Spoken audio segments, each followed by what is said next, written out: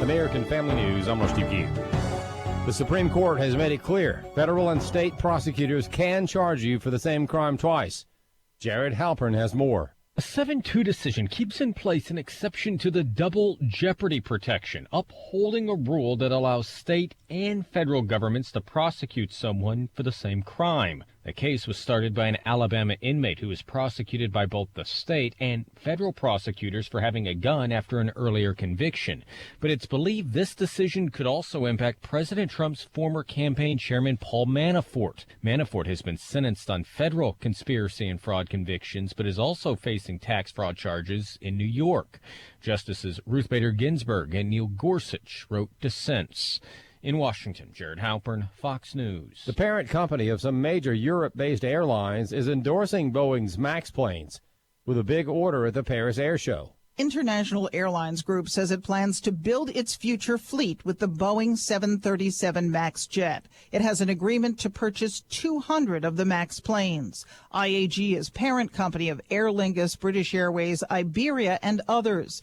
Boeing Commercial Airlines President and CEO Kevin McAllister says we are truly honored and humbled by the leadership at IAG for placing their trust and confidence in the 737 MAX and ultimately in the people of Boeing, and our deep commitment to quality and safety above all else. Ginny Cosola, Fox News. Almost every family would have benefited from a further expansion of the 529 Education Savings Plan introduced this year. But House Speaker Nancy Pelosi made sure that's not going to happen. Bob Kellogg explains. Jonathan Butcher of the Heritage Foundation says the Student Empowerment Act would have further expanded the 529 college savings plans to include not only public elementary and secondary school expenses, but expenses for private, religious, and homeschool students. But he says Speaker Pelosi, at the bidding of the teachers' unions, killed it. The leadership in the House, which we know is controlled by the party that generally opposes school choice and efforts such as this, that bill didn't make it through that chamber. Butcher says lawmakers from both sides should look at this as taxpayers using their own money to save for the needs of their children. Now, any time that a proposal such as this, gets scuttled or fails to make any ground, I mean, what you're doing is you're limiting the options that a family has. Senator Ted Cruz of Texas introduced the amendment in January of this year, according to Congress.gov. I'm Bob Kellogg. An elderly tenant has settled a lawsuit against her landlord after the great-grandmother was evicted because of her faith. Steve Jordahl reports. 86-year-old Diana Martin lives in an apartment complex in the central California town of Hanford. She has a lot of company from seniors her own age, and according to Brad Dacus of Pacific Justice Institute, is well liked by her neighbors. She was just someone who loved to share her faith on a one-on-one basis, loved to pray with people who wanted prayer. This is the kind of perfect tenant that a level-headed landlord would not want to evict. But the owner of the apartment complex saw it differently. John Draxler, who is also the town's vice mayor, evicted Martin because of her Christian activities and because he wanted a younger tenant. According to Dacus, he was rather unsympathetic to the plight of the woman who had recently suffered a stroke and a heart attack. When she let the landlord know, hey, look, I have no place to go, the reported response was, well, that's not my problem. Dacus says Draxler has it wrong on 2 counts. You can't discriminate based on religious beliefs and practices, and you also, of course, can't base your evictions on someone being too old. After that was explained to him, Draxler settled with Martin for an undisclosed amount and agreed to some changes. The landlord apologized and agreed to make changes to make sure this would never, ever happen again. I'm Steve Jordahl. Stocks are higher on Wall Street following big gains in Europe after the head of the European Central Bank said it was ready to cut interest rates and provide more economic stimulus if necessary. American Family News is online at onenewsnow.com. I'm Rusty Pugh. Holy Spirit speaks to everybody. The problem is most folks don't listen. Lonnie Poindexter. If they do listen, they don't take it to heart or they get fearful or whatever. But when you listen and act upon it, wonderful things happen. And because a man of God heard the voice of God and acted upon it, it blesses me today. And you as well for listening in. Lion Chasers. Weekday mornings at 10 Central on Urban Family Talk.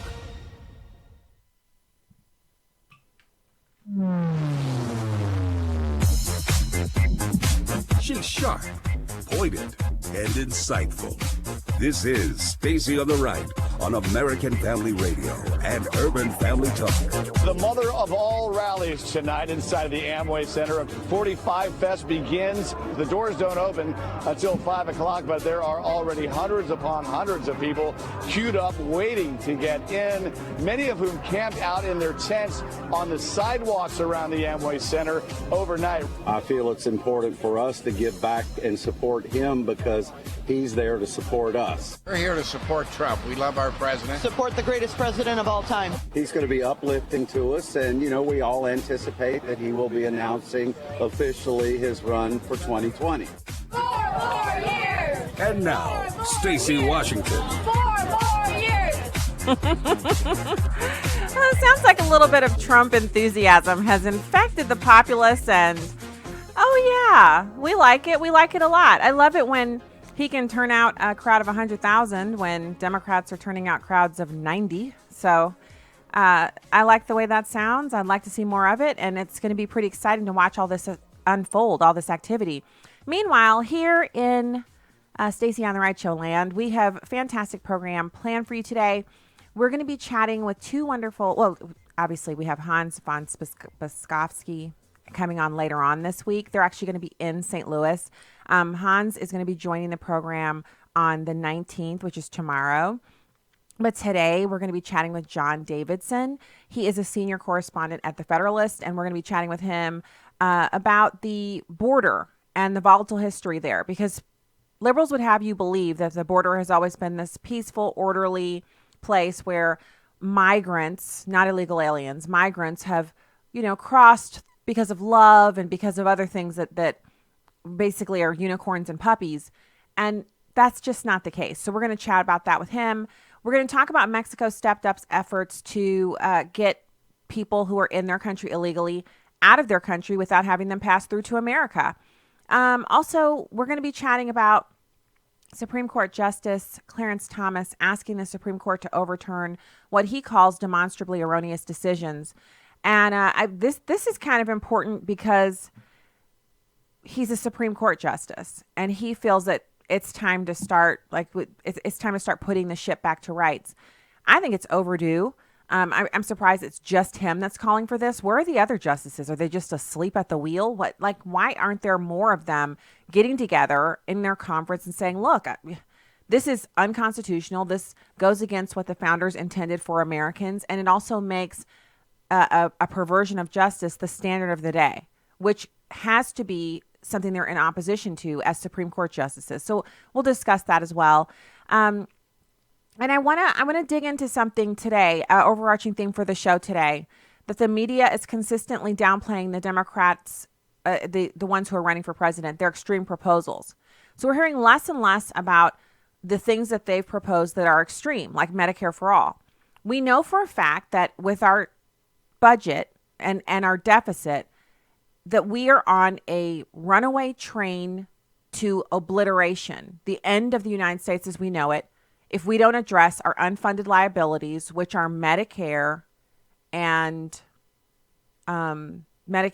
Social Security. We have to raise the Social Security retirement age to 70, and we have to start that move immediately. It's at 66 right now. We have to increase it incrementally so it doesn't harm people who are currently entering the system. But future users of Social Security have to be knowing that you're paying into it, but there's no guarantee it's going to be there for you in 20 years. If you're 20 years away from 65, 66, you have to know there's a possibility it won't be there. So instead of us saying, look, what we have to do is increase taxes on the young people. Like, let's take, for example, living in this house, living in your house. Let's say through no fault of your own, because we don't want blame to be a part of this equation, you suddenly can't afford to live in the house that you're in.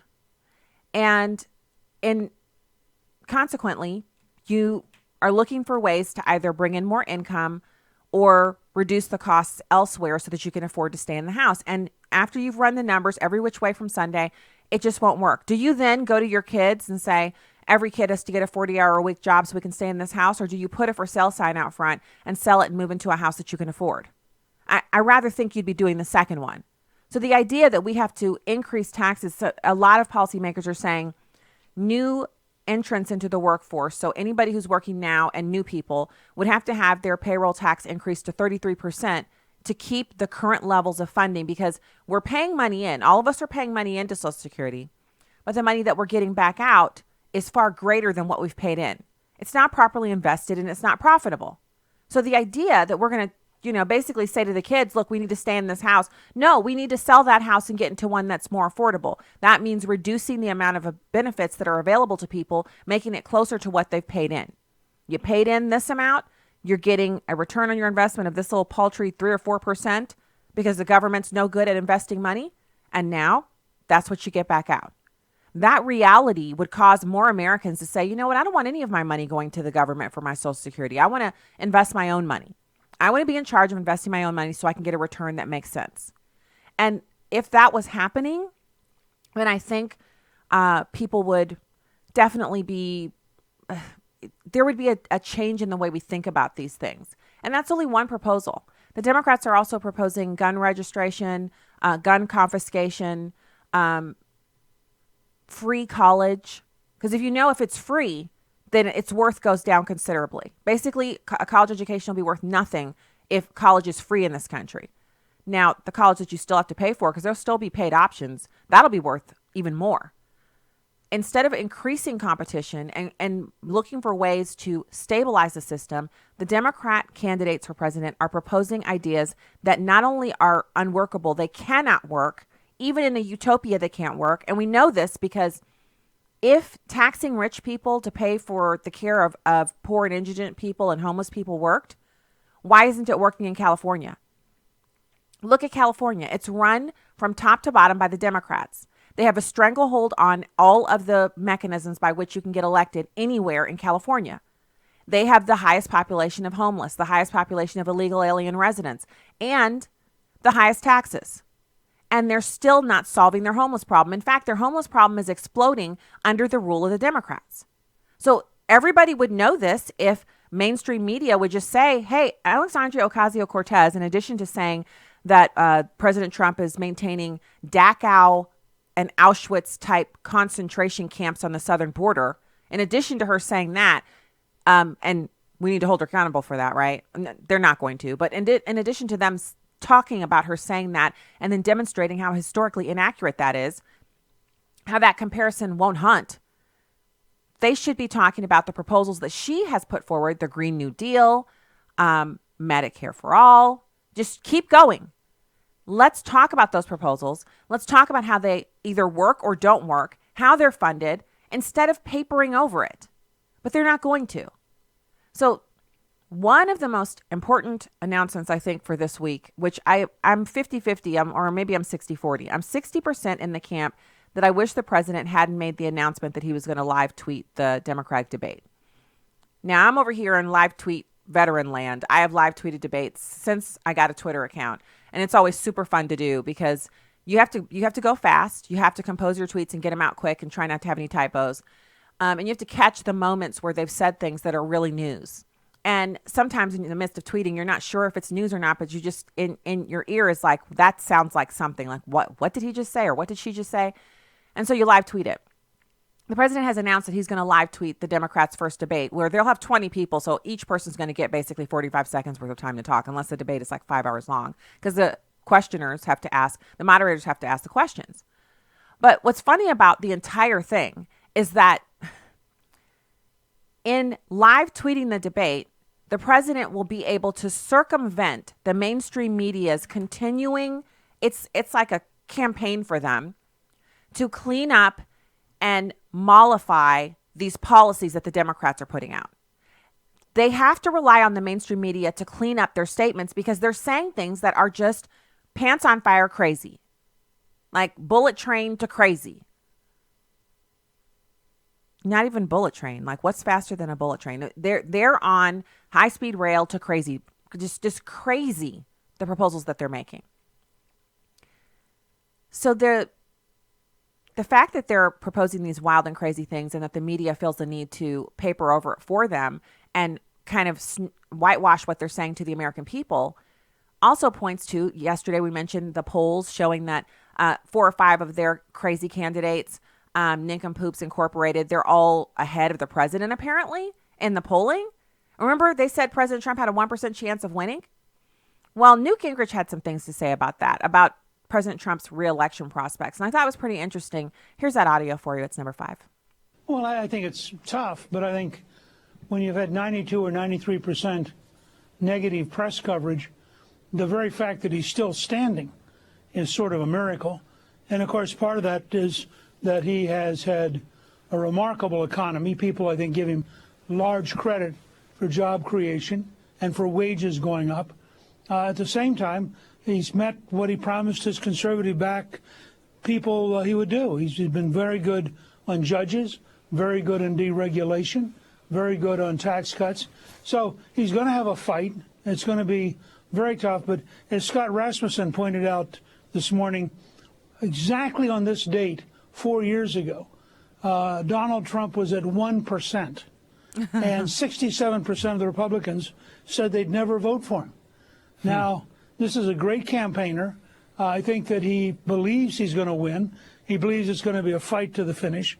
But he also believes, I think, that the Democrats are pretty weak.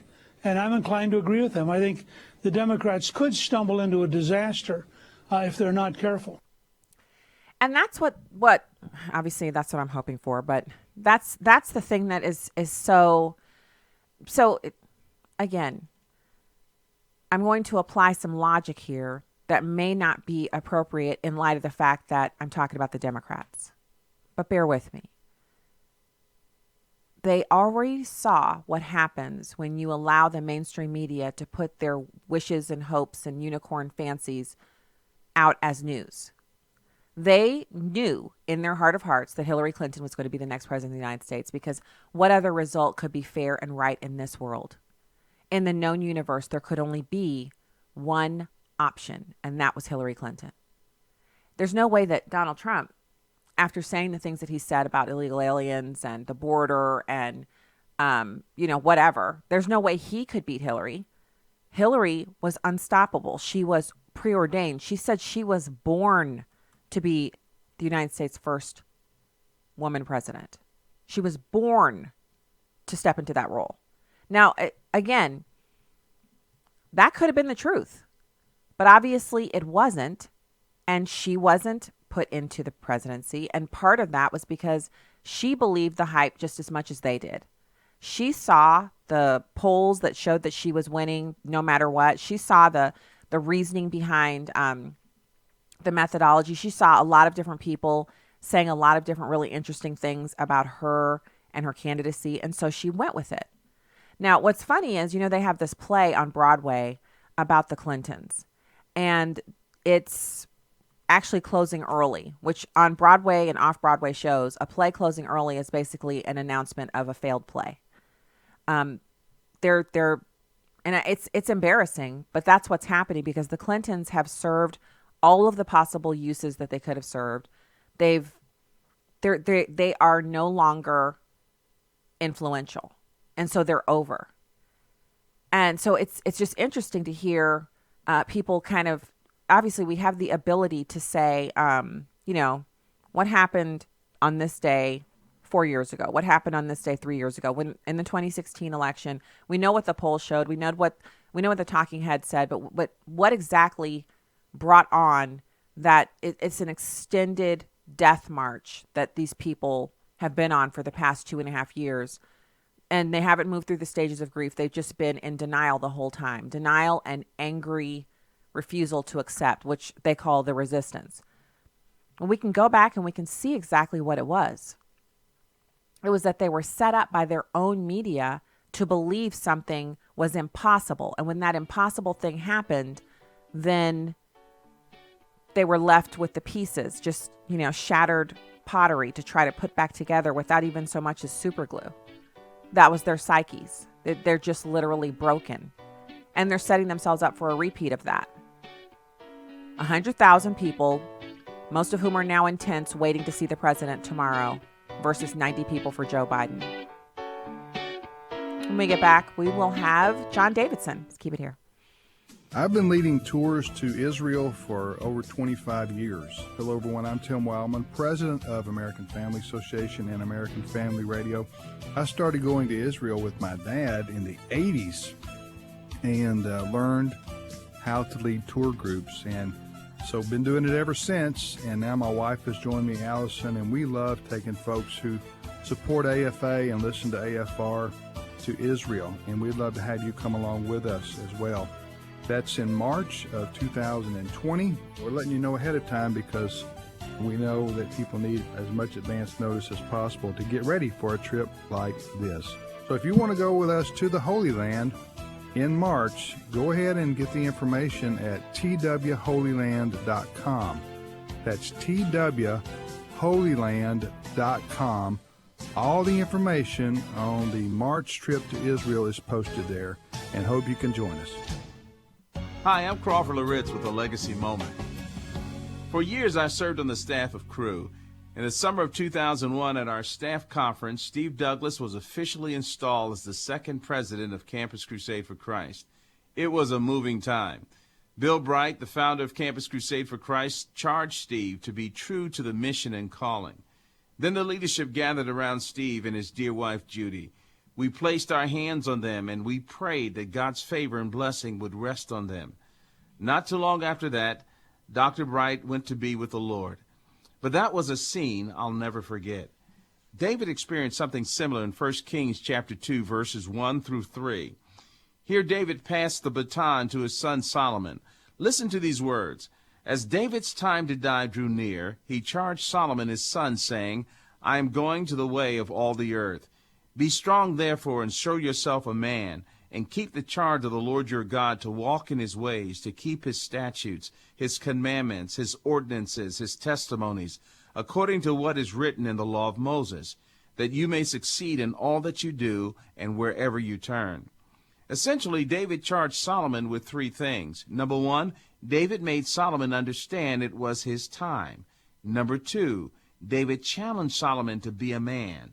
He said, show yourself a man, Solomon. Don't back away from the challenges. Now is the time for you to exercise and demonstrate courage. And then number three, David charged Solomon to stay faithful to God. Well, here's what I want you to remember and do today. Are you investing in the next generation of leaders? If not, let me encourage you to do so. Give them what they need in order to be effective when you're gone. Thanks, Crawford, and thank you for listening to today's Legacy Moment, a production of Moody Radio. Welcome back to Stacy on the Right on American Family Radio and Urban Family Talk. Hey there, welcome back to the program. Don't forget to go to onenewsnow.com and stacyontheright.com and check out the content that we have for you. We'd love for you to subscribe and check us out on a regular basis when you're surfing the web. All right, now it's my pleasure to welcome our next guest to the program. It's John Davidson. He's a senior correspondent at the Federalist. Thank you, John, for joining us today. Welcome back. Thanks for having me. Hey, so let's talk about this. You got a bunch of really great information, lessons from the border's volatile history. So the mainstream media would have us believe that the border has always been this peaceful, beautiful place until Donald Trump showed up with his hate and his, his xenophobia. And now that's why it's so volatile. And that's why there are concentration camps there. And we've never, ever had a problem with the Mexicans maintaining their side of the border before. What's the truth? The truth is it's never been secure. We have this 2,000-mile border with Mexico that we got when Texas became a state in the Treaty of Guadalupe Hidalgo in 1848 when the Mexican-American War ended. And what we got with the end of that war was this 2,000-mile border that nobody knew whether or not it could be defended, whether or not it would ever be secure. And for most of the history since the end of that war, it hasn't been secure. And it's been a source of instability. It's been a source sometimes of violence. And it's taken different forms over the years at different times and for different reasons. But the idea that the border is, as you say, this peaceful place, or that it only became a chaotic and volatile place with the Trump administration is simply not true. That's not what the history shows. So what's the answer? Because I know previous presidents to Donald Trump, and this hasn't been recent, but it has happened. It is historically accurate to say that former presidents have actually sent American troops into Mexico to secure the border. We've operated our military in their territory before to secure the southern border. Yeah, that's exactly right. And the most famous instance of that was with the Pancho Villa expedition in 1916. We had tens of thousands of regular U.S. Army troops stationed inside northern Mexico for almost a year. That was under General Pershing, who would go on to lead U.S. forces in World War I in Europe. And the idea then was that if Mexico could not exercise control over its territory or was unwilling to do so, then the United States would. And the reason that we came to that conclusion is because the communities on the border were being attacked by Mexican bandits, by Pancho Villa and other groups of bandits during this time. This was during the Mexican Revolution. And the central government in Mexico had little to no control over the northern territories of the country. So the border was on the south side of the Rio Grande, was this lawless place where bandits and rebel groups were essentially roaming at will, and occasionally would cross into the United States and raid towns and steal goods and would kill American citizens. So we took it upon ourselves to impose order. Now, I don't think anybody is arguing that we should return to that policy, but the idea that Mexico can somehow solve this crisis on its own, or that Mexico can totally exert control over the northern border, has never been true. Back in the early 20th century, it was these rebel groups, and today it's cartel organizations and smuggling rings. But the dynamic is the same. Okay, so what you're sharing is really important for us to kind of we have to chew on that, because that is not something we're hearing on our regular news. It's not something that's really being discussed. Like what you just said, that they've never been able to control it, that they are currently unable to control it. They haven't been trying. Now they're actually trying a little bit because of the tariff threat, but that the chance of them actually locking it down and maintaining it from their side is pretty slim. I kind of go back to what you said at first. You said, we're not suggesting that we do that again. I kind of am. And I'm not really out on the reservation by myself, John. Like I'm not out here, with a tinfoil hat on going, we should send troops down there. I've been suggesting for almost a year now that we build a military base at our southern border and station a bunch of troops, because we've pulled a bunch back home through to base realignment and closure operations that have been ongoing for the past almost 15 years. So we have the manpower. We certainly have an unlimited budget with the defense spending that we just authorized under President Trump. There's enough money to put a base there for sure. What is the rationale for not doing that?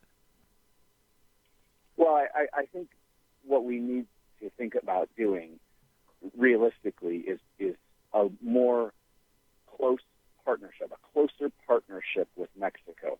We just had the Department of Homeland Security send about 80 agents and investigators to Guatemala to work with Guatemala security services to track down and shut down smuggling networks in that country. We could do the same thing in partnership with Mexico, in partnership with the Mexican Navy, with the Mexican Army, and really concentrate on northern Mexico and on rooting out these smuggling networks and these criminal rings that are profiting off the migrant crisis. But we've got to do it in cooperation, not just with Mexico kind of writ large, but with specific institutions in Mexico that are not as susceptible to corruption and to being bought off by cartels as say, the local police or the federal police.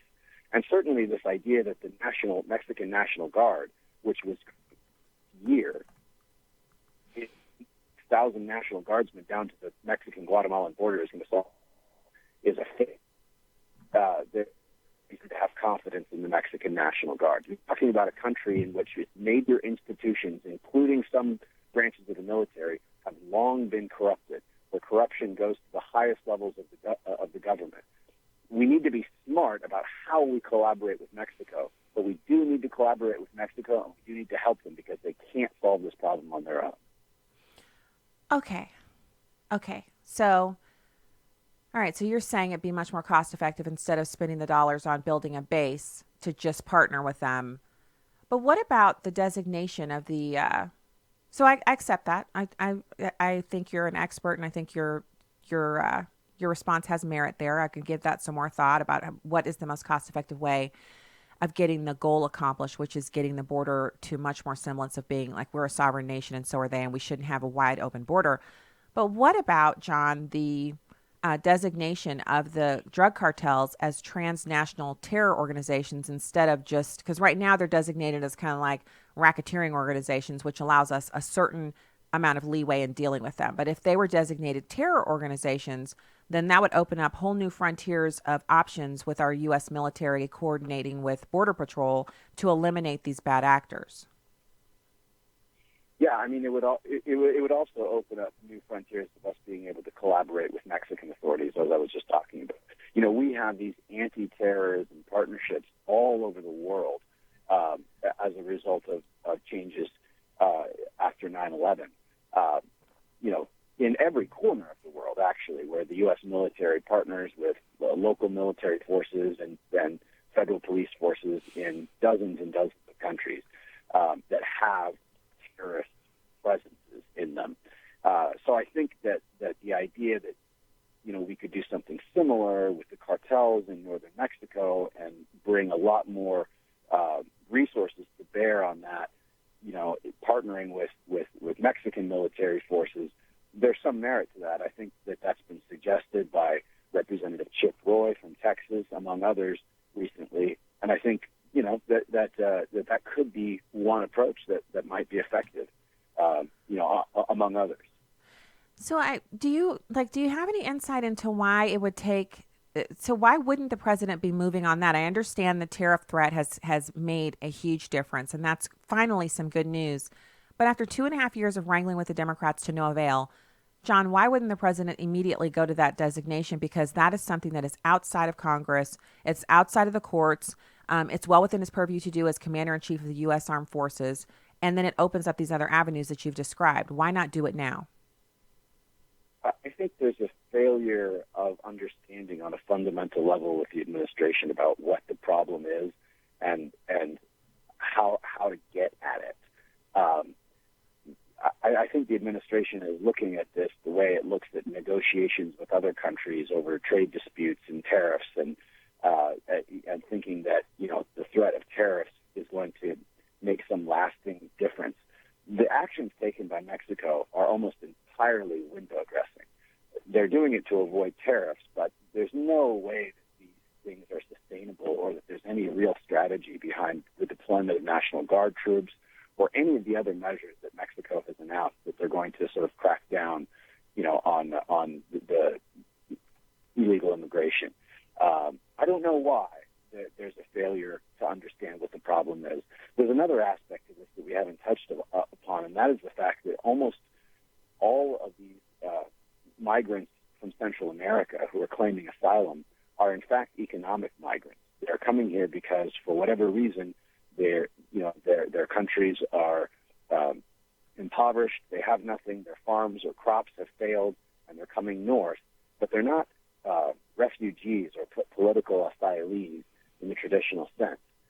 They're coming here to work, and there used to be a way that we could let people come here to work for jobs that were available, you know, and that they could be above board and legal, and that was it's called the Bracero program during World War II. It went from 1942 to 1964, and it was shut down by labor unions who didn't want to compete with Mexican labor.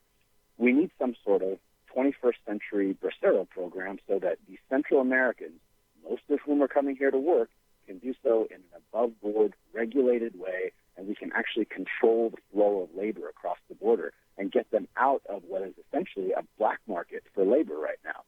The administration hasn't shown any indication that it's aware that this is a problem with a solution. And I don't know why. I don't know why that is. Well, you know, John, some of the comments by the president, well, he does talk about the booming economy, and it seems like every time we announce a record number of jobs, we see an uptick in people trying to cross the border. You're right. I mean, we've been discussing this on this radio program from day one. These are economic migrants. If you are a true refugee, you go to the first country adjacent to your own home country, because refugees, by their very nature, the definition, it's someone who intends on returning to their home country because they don't want to be a citizen of another country. They want to be back in their own home. And as soon as it's safe to do so, they want to go back and rebuild and start to reconstitute what they had before. These are economic migrants because they don't go to the first country adjacent to their own to find refuge or to find safety. They're traveling to the United States because there are jobs here. And because, unfortunately, we've allowed upwards of maybe perhaps 40 million of them to come here. And I'm getting that number from the number of reports now that the IRS is reporting again back to employers.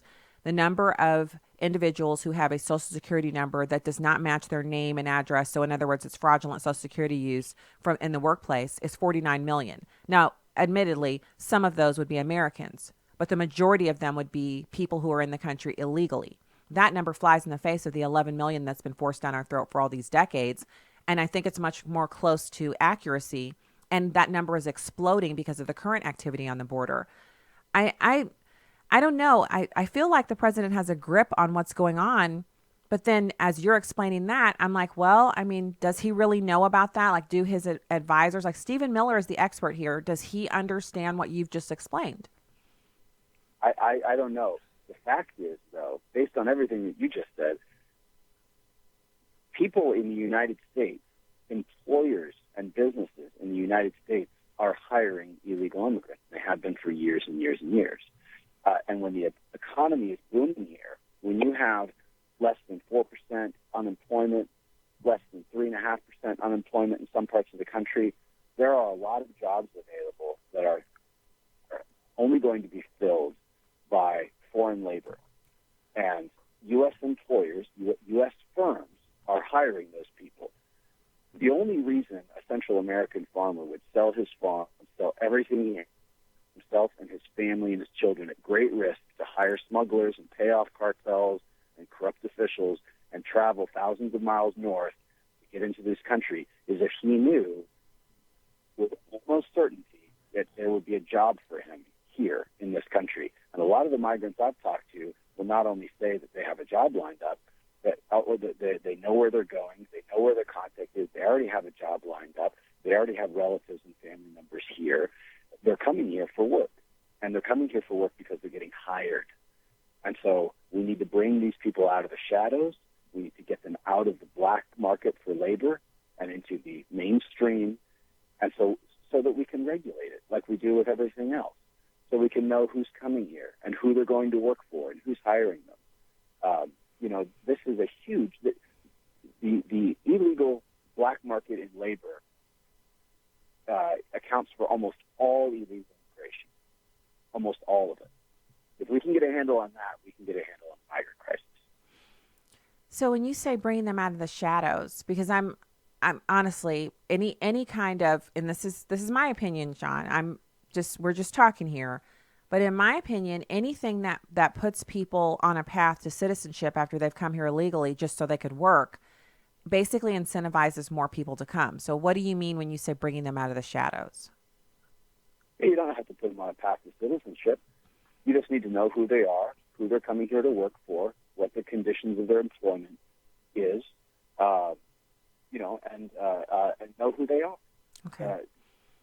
The idea is that people would be able to come here and work and send money home and be temporary employees on contract or seasonal employees, and then they could return home at the end of the season or at the end of their contract, and there could be a flow of labor that responds to demand, that responds to the U.S. economy. So the next time we have a big recession and the unemployment rate skyrockets up, we can shut down or reduce the number of contracts that we authorize.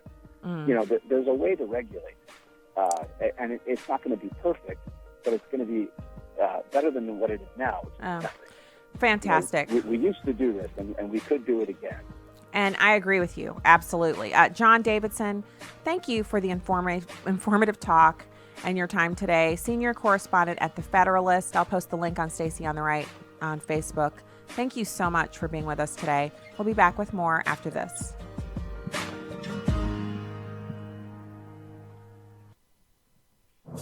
This is Uncommon Moments. Here's former Super Bowl winning NFL coach Tony Dungy and his wife Lauren sharing from their book Uncommon Marriage.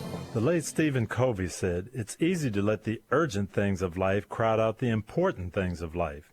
And there is a difference between urgent and important. The good can be the enemy of the best." Sure, there are wonderful opportunities in life, like opportunities to do good with and for those around us. However, if we're not careful, those good opportunities can pile up and ultimately impinge on the truly critical priorities of our life, like our marriage. We all must safeguard against that. How? Go to God. The Bible says, "Cast your cares on Him because He cares for you." It doesn't get any simpler than that. There is a loving and all-knowing God ready to help. Tony and Lauren Dungy, authors of Uncommon Marriage. Discover more at CoachDungy.com. Hi, this is Jim Stanley, General Manager of American Family Radio, here to tell you that change is on the air. Excuse me, Jim. I believe the saying would be change is in the air. Well, that's true, too. We've got some big changes coming up, and you'll hear them on the air. Oh, right, boss. Go ahead. As I was saying, changes are coming, and you'll hear them on the air beginning Monday, June 24th, here on American Family Radio. So, do they affect me?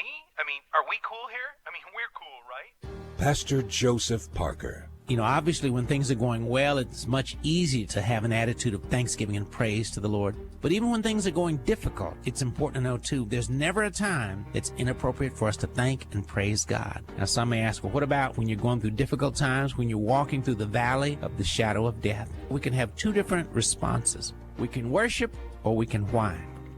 Tune in to the Hour of Intercession, weekday afternoons at 1 Central on Urban Family Talk. I'm Chad Pergram with the Speaker's Lobby. Congressional Democrats could find themselves voting indirectly to support the Hyde Amendment, a firewall which bars federal funding of abortions. The Hyde Amendment has become a flashpoint and litmus test for Democrats over the past few weeks. Former Vice President Joe Biden caught flack of late for supporting the Hyde Amendment, often built into a broader spending bill. The House is considering a multi-bill spending package for fiscal year 2020. The measure simultaneously tackles labor, health and human services, defense, state foreign operations, and energy and water programs. The Hyde Amendment is ensconced in the labor HHS portion. There is no provision in order to strip out the Hyde Amendment. The House would simply renew the Hyde Amendment language, which has been around for decades when members approve the overall bill. In other words, some of the same pro-choice Democrats who have been critical of Biden and others for supporting the Hyde Amendment could tacitly find themselves backing the Hyde Amendment if they vote to approve the measure soon. There will be no direct up or down vote on the Hyde Amendment, but Democrats who have reservations with the Hyde Amendment in essence supported it if they vote yes on the overall combo spending bill.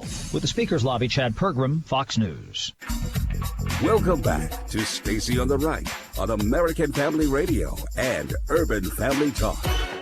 Guatemala was considering a deal, a safe third country agreement, which would require Hondurans and Salvadorans to request asylum there. If they showed up at the U.S. border, they could legally be denied. Now President Trump is reporting that Guatemala is actually close to signing that deal.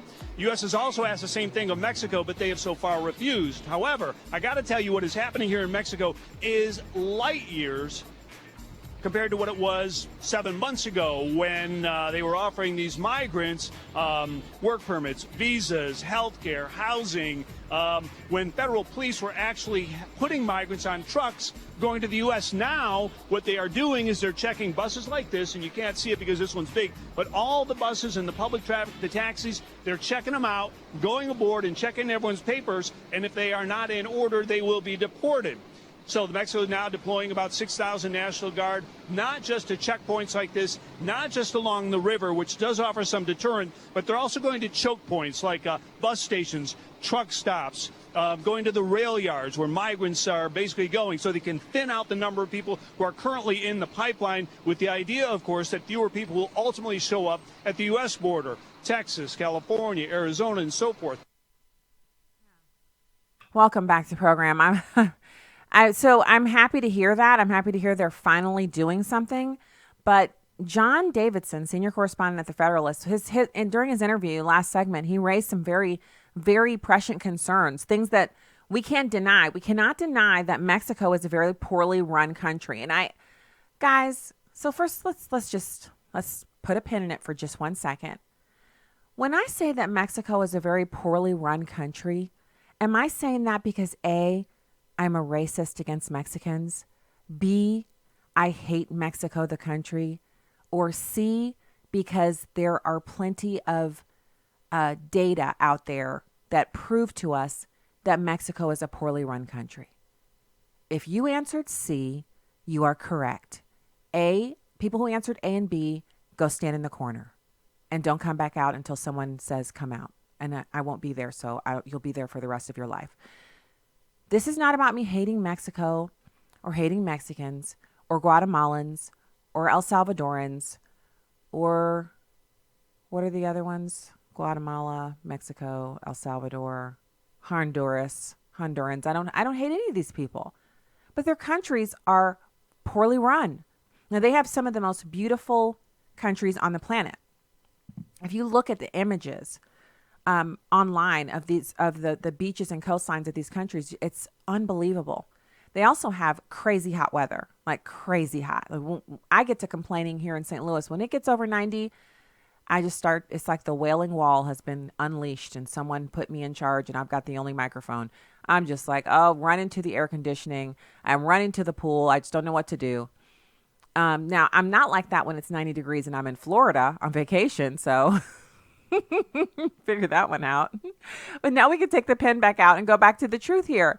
And the truth about Mexico. They've had decades to clean up their country. They have millions of Mexicans living here in the United States who, if they wanted to, they could literally pack up with all of their wealth. They would not lose their American bank accounts or their American citizenship. They could, and it's adjacent. This isn't the same as saying people who are Nigerian Americans should go fix Nigeria, because that's quite a trek. Like you can fly back and forth to Nigeria, no problem. People do it. But when you live, you're literally driving distance from the country where you live that's well run and you love and is full of capitalism, and Mexico, which is just to the south. Now, true enough, we're talking about drug cartels and deeply entrenched, well-funded, bad actors, criminal organizations that should be designated as terrorist organizations for the havoc they're wreaking in our country.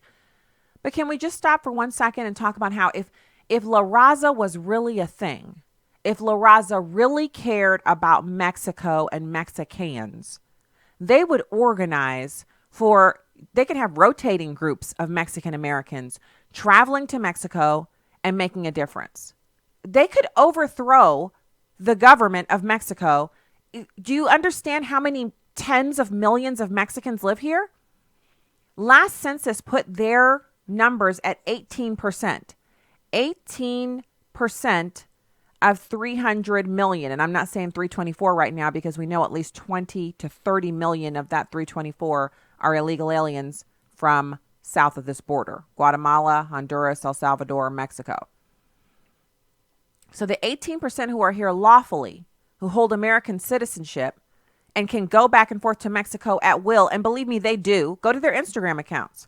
I used to follow a couple of ladies, both of them of Mexican extraction, both of them Mexican Americans, and they have every so often their pictures of them back in Mexico, visiting family, taking gifts, spending time, and the places that they're in, the background of the pictures doesn't look bad at all. There are parts of Mexico that are beautiful and well-maintained and not scary.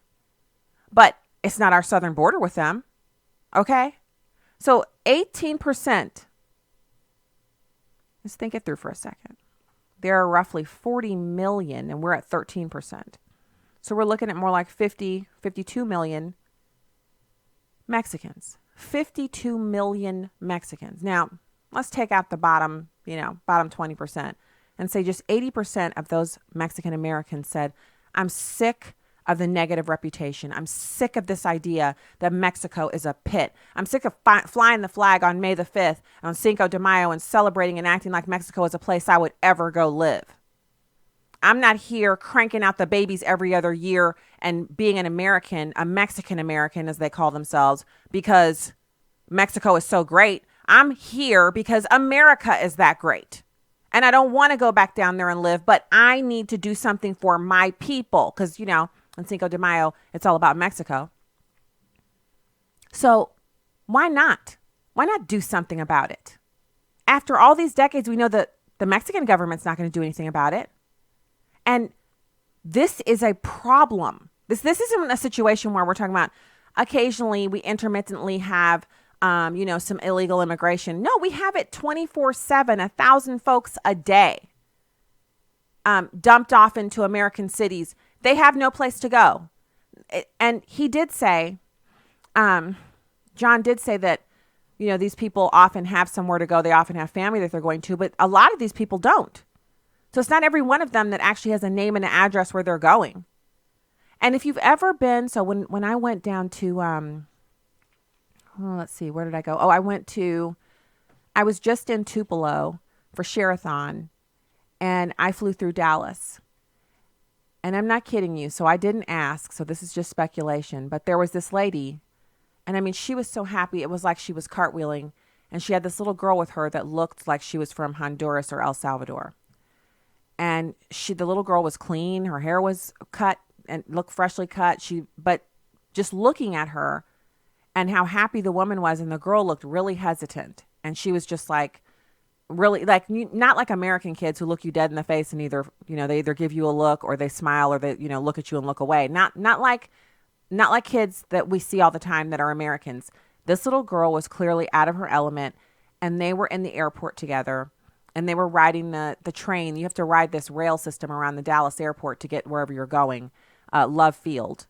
And they were there together. And it occurred to me just in that moment, I was like, oh my gosh, this is one of those kids who's coming over the border and is being placed with this lady. And she's so exuberant about it. But the little girl seems kind of reticent, like, what's happening to me?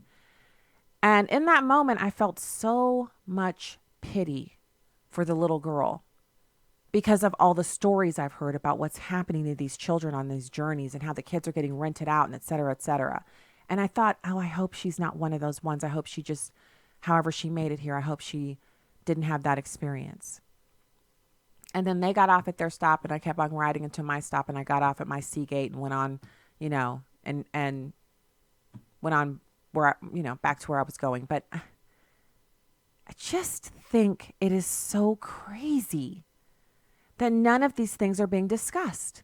It's almost as if we say, this is the situation and this is what we have to deal with, and there's no solution. We can't seal the border because of the Democrats and Republicans. We can't have Mexico seal the border because their government it's worse than bad. It's worse than ineffective. It's worse than doesn't work. And then you've got the designation for terrorist organization, which is so simple to do, and the president hasn't pulled the trigger. And full disclosure, maybe the reason he hasn't done that is because there's some other barrier that we don't know about. The people who are suggesting this that we're unaware of because we don't work for government. We don't have the security clearance. We don't know what it takes to get that done. Maybe it does have to go through Congress, and that's why he's not doing it. But I refuse to believe that there's no way to solve this other than saying, everybody gets a work visa. Everybody gets to stay, because that means this country will be Mexico in another 20 years or so at this rate. Their birth rate is far higher than Americans. And for those who are listening in the audience who happen to be permanently tan like me, if you have any issues that you think the black community should be addressing and you want to get a legislator to help with it, whether it's lowering taxes or enterprise zones or getting the federal government out of education, good luck getting a legislator to have anything to do with you or listen to you at all when blacks are at 13.8% of the population, and legalizing all of these illegal aliens will put Mexicans at like 40%. I mean, are you paying any attention to what's happening here? And no, I'm not afraid of Mexicans. I'm not xenophobic in the least. But if you look at the immigration from all of these different countries, we have the highest level of Muslims living in any other country that's not a Muslim majority nation, the United States. Highest level of Chinese Americans living outside of China, United States. Highest number of El Salvadorians, here, America. Highest number of Mexicans, the Mexican concentration of immigrants anywhere on this planet, the highest number is here in the United States. If you want to live with more Mexicans than you do in the United States, you got to go to Mexico. And go on down the line. Everybody's getting in. And so you might be one of those people, I meet them sometimes, and they're like, I'm fine with people coming in. America is a big, welcoming place, and we'll assimilate them, and they will become Americans, and that is all. Okay, if that's what you think is happening, So if that's what's happening, what are all of these places where you go there and nobody speaks English? What is all this garbage with me going out to the Walmart out in Chesterfield and them asking me if I want English or Spanish? Why are they asking me that if people are assimilating?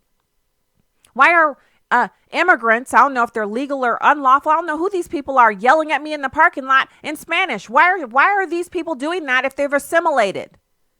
Why didn't she just throw me the chin like every other American does when I'm walking around the Walmart? What is up with that? So this isn't about fear. It's about some folks aren't assimilating. Look at their behavior. Look at the dominance of MS-13. That's not an American thing. Well, some of those MS-13 members are Americans. They're temporary Americans. They should be deported. They should have their citizenship stripped and they should be deported. Yeah, I said it. If you're not a natural born citizen, you can't come over here and cut people's heads off with machetes and still be an American. That's the way it's supposed to work. Either assimilate or get out.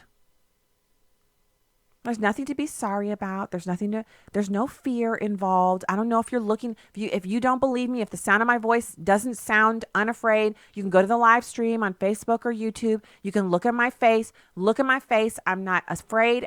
There's nothing over here that's xenophobic at all. I like being friends with everybody.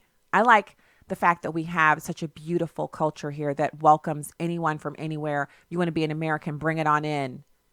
But bring it on in legally. Bring it in here legally.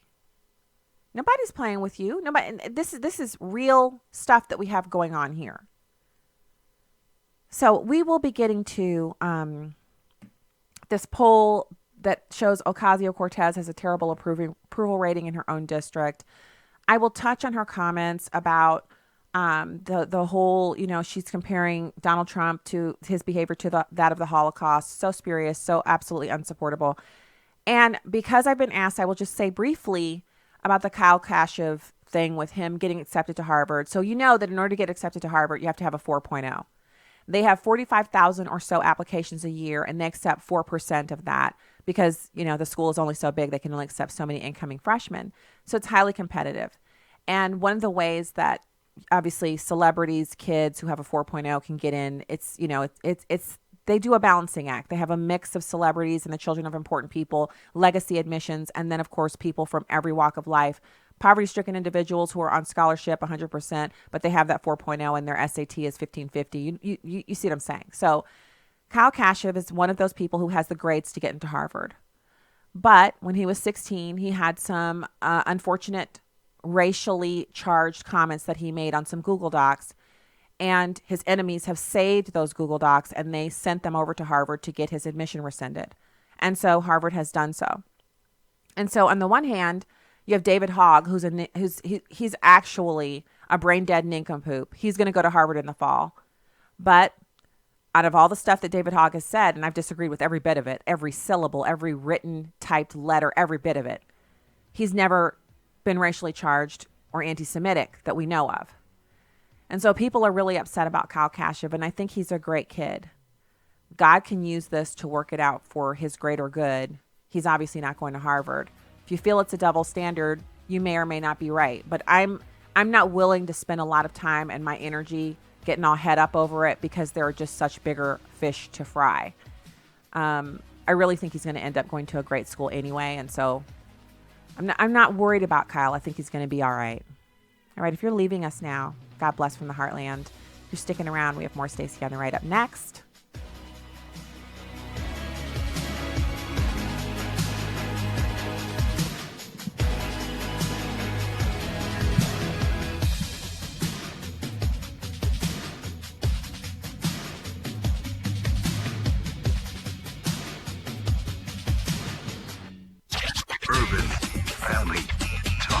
Urban Family Talk.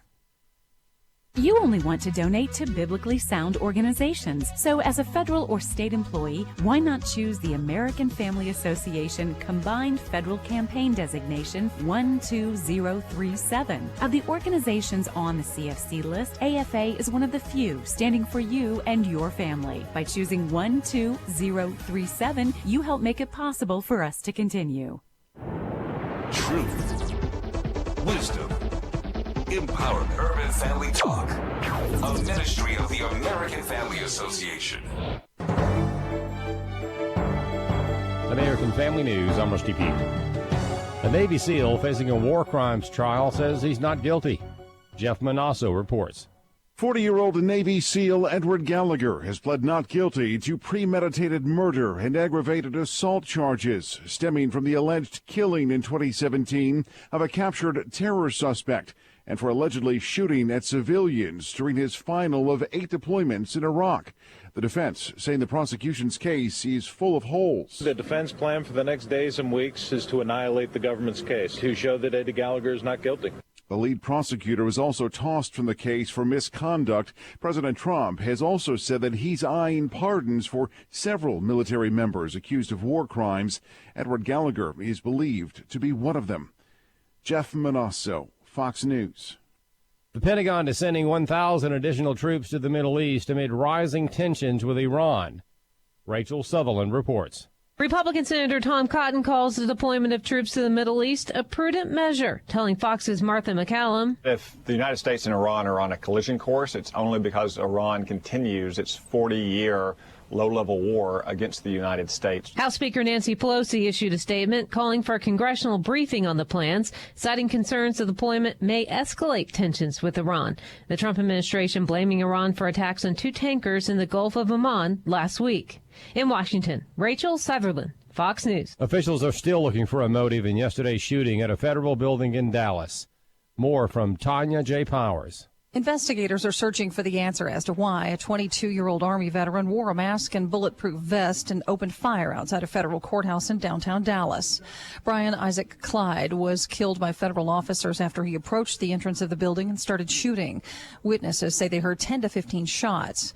Police say Clyde was carrying more than 150 rounds of ammo for his high-powered rifle and that they also detonated 2 items from his car, which was parked nearby.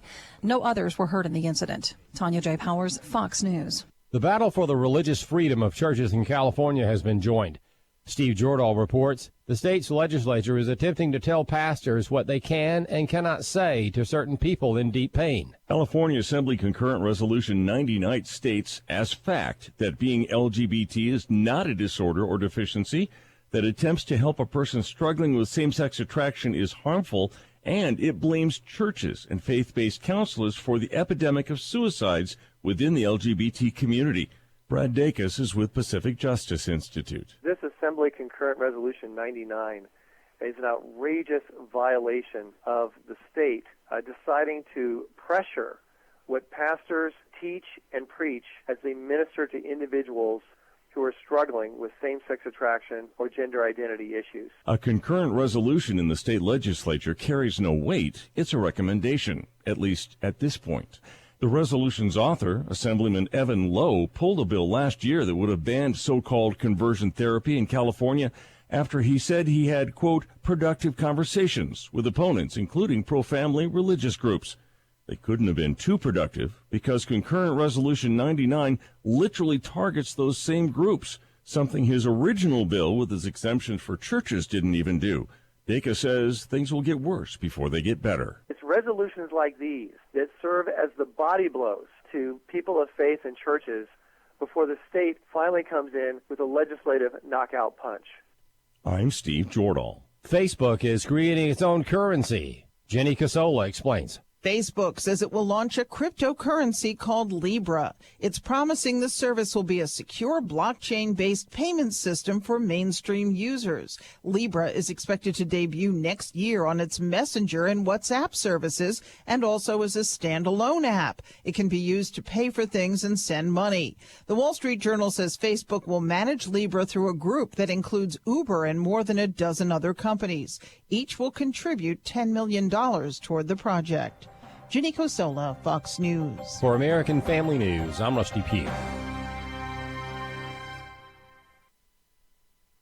There are many ways you can listen to the shows of Urban Family Talk. One of those ways is through our very own app, Whether you have an iPhone or an Android, just go to the App Store and search for Urban Family Talk. You'll have immediate access to 24-hour programming as well as the podcast for each show. You'll be able to tune in no matter where you are. Speaking of tuning in, we have our own channel on another radio app called TuneIn. Cool, right? Urban Family Talk is everywhere. Just download the app and take us wherever you go.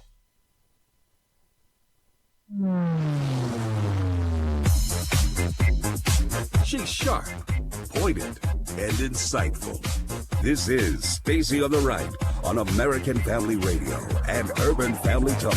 The mother of all rallies tonight inside of the Amway Center. 45 Fest begins. The doors don't open until 5 o'clock, but there are already hundreds upon hundreds of people queued up waiting to get in, many of whom camped out in their tents on the sidewalks around the Amway Center overnight. I feel it's important for us to give back and support him because he's there to support us. We're here to support Trump. We love our president. Support the greatest president of all time. He's going to be uplifting to us, and, you know, we all anticipate that he will be announcing officially his run for 2020. 4 more years! And now, Stacy Washington. 4 more years!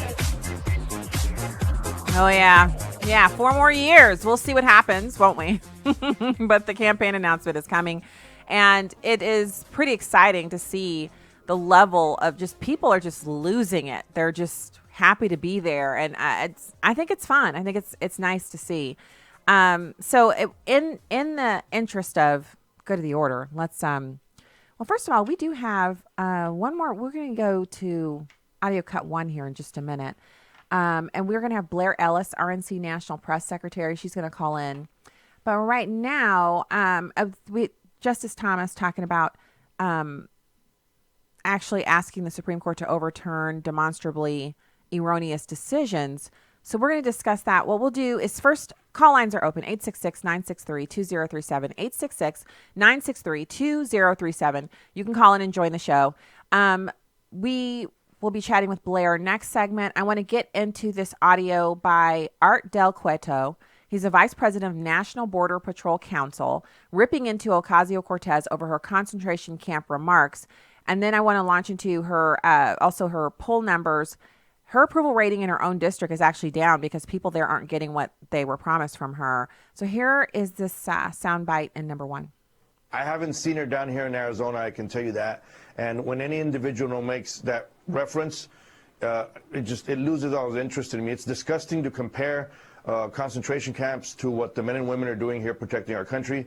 In my eyes, honestly, you lose credibility. I've had it, up to here with all these individuals constantly trying to compare concentration camps to what we're doing. I was just at one of the detention facilities. The kids were outside their cell because we have so many of them. They were out on the floor playing puzzles. They were watching movies, eating cookies, and what have you. And she needs to come down here. I think it's disgusting to compare what the men and women do out in the border right now to that. And it is definitely a slap in the face to a lot of these individuals that have family members that actually went through concentration camps. I've said it many times. Some of these people need to crack open a history book before they make some comments. He's so dead on. I mean, come on. Like, how can she, never again? So why doesn't she say that to Mexico or any of the countries south of the border that are sending these people? She should be down there telling them, never again. Never again. You can't send people up here, $7,000 a pop. They're paying to be smuggled into America. They just found 800 illegal aliens in the back of a truck crammed in. I mean, these conditions they're not just deplorable. And the diseases that the Border Patrol agents are now coming down with, they're getting sick in droves because they're not vaccinated for these diseases. These are diseases we haven't faced in this country. We don't know what they're dealing with. We don't know what they're sick with. And they're taking this stuff home to their families.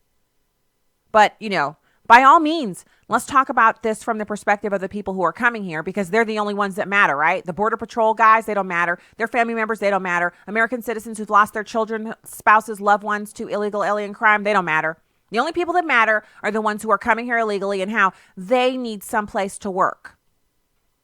I'm so sick of hearing that from American citizens.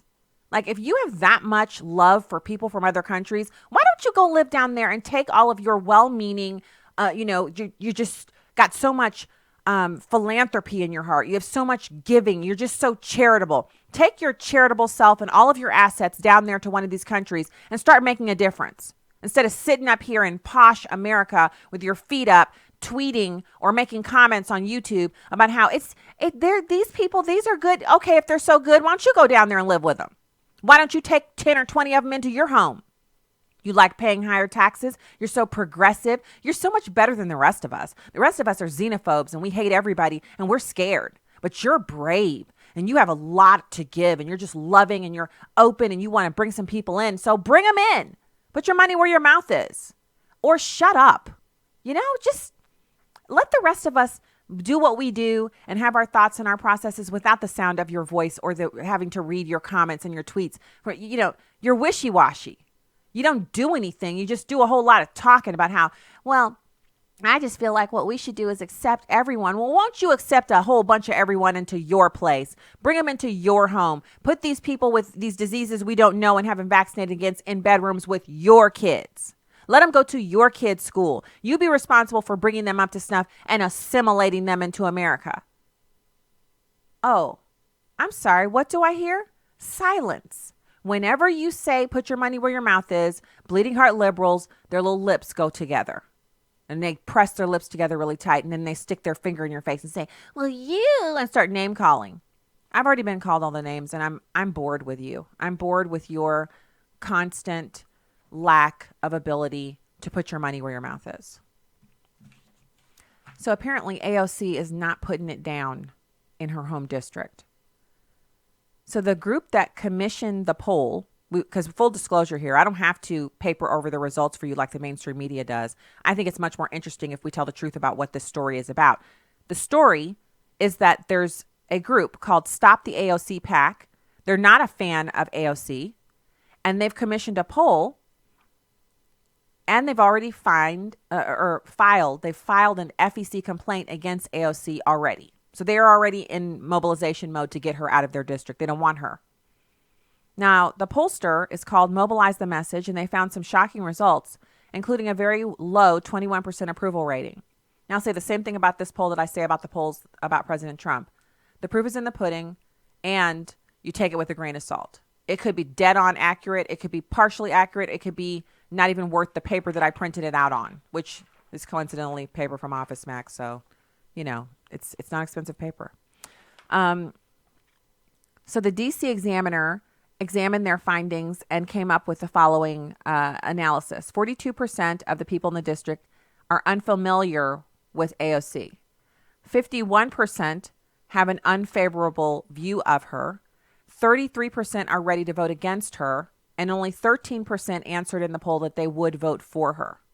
The poll was conducted from April 29th to June 7th. And canvassers went door to door and got the answers live. So it wasn't a phone poll. They surveyed 2,261 homes out of 10,556 homes that they attempted to survey. The 5 questions they asked were, hi, my name is, and I'm a student activist concerned about our community. Our Congresswoman AOC was elected to represent us last year. Are you familiar with Alexandria Ocasio-Cortez? 2, do you have a favorable or unfavorable opinion of Alexandria Ocasio-Cortez? 3, do you support allowing businesses like Amazon to move here and hire thousands of new jobs? Coincidentally, the answer to that one was 36% said they support Amazon, 8.9% said they didn't, and 55% said they were unsure. Do you believe politicians like AOC had our community's best interest in mind when they forced Amazon out of Queens? 32% said no. 56% were unsure. These are the people who have to be told what to think by CNN, probably. Will you pledge to oppose AOC in our next election? Yes, 33%. No, 13%. Unsure, 53%.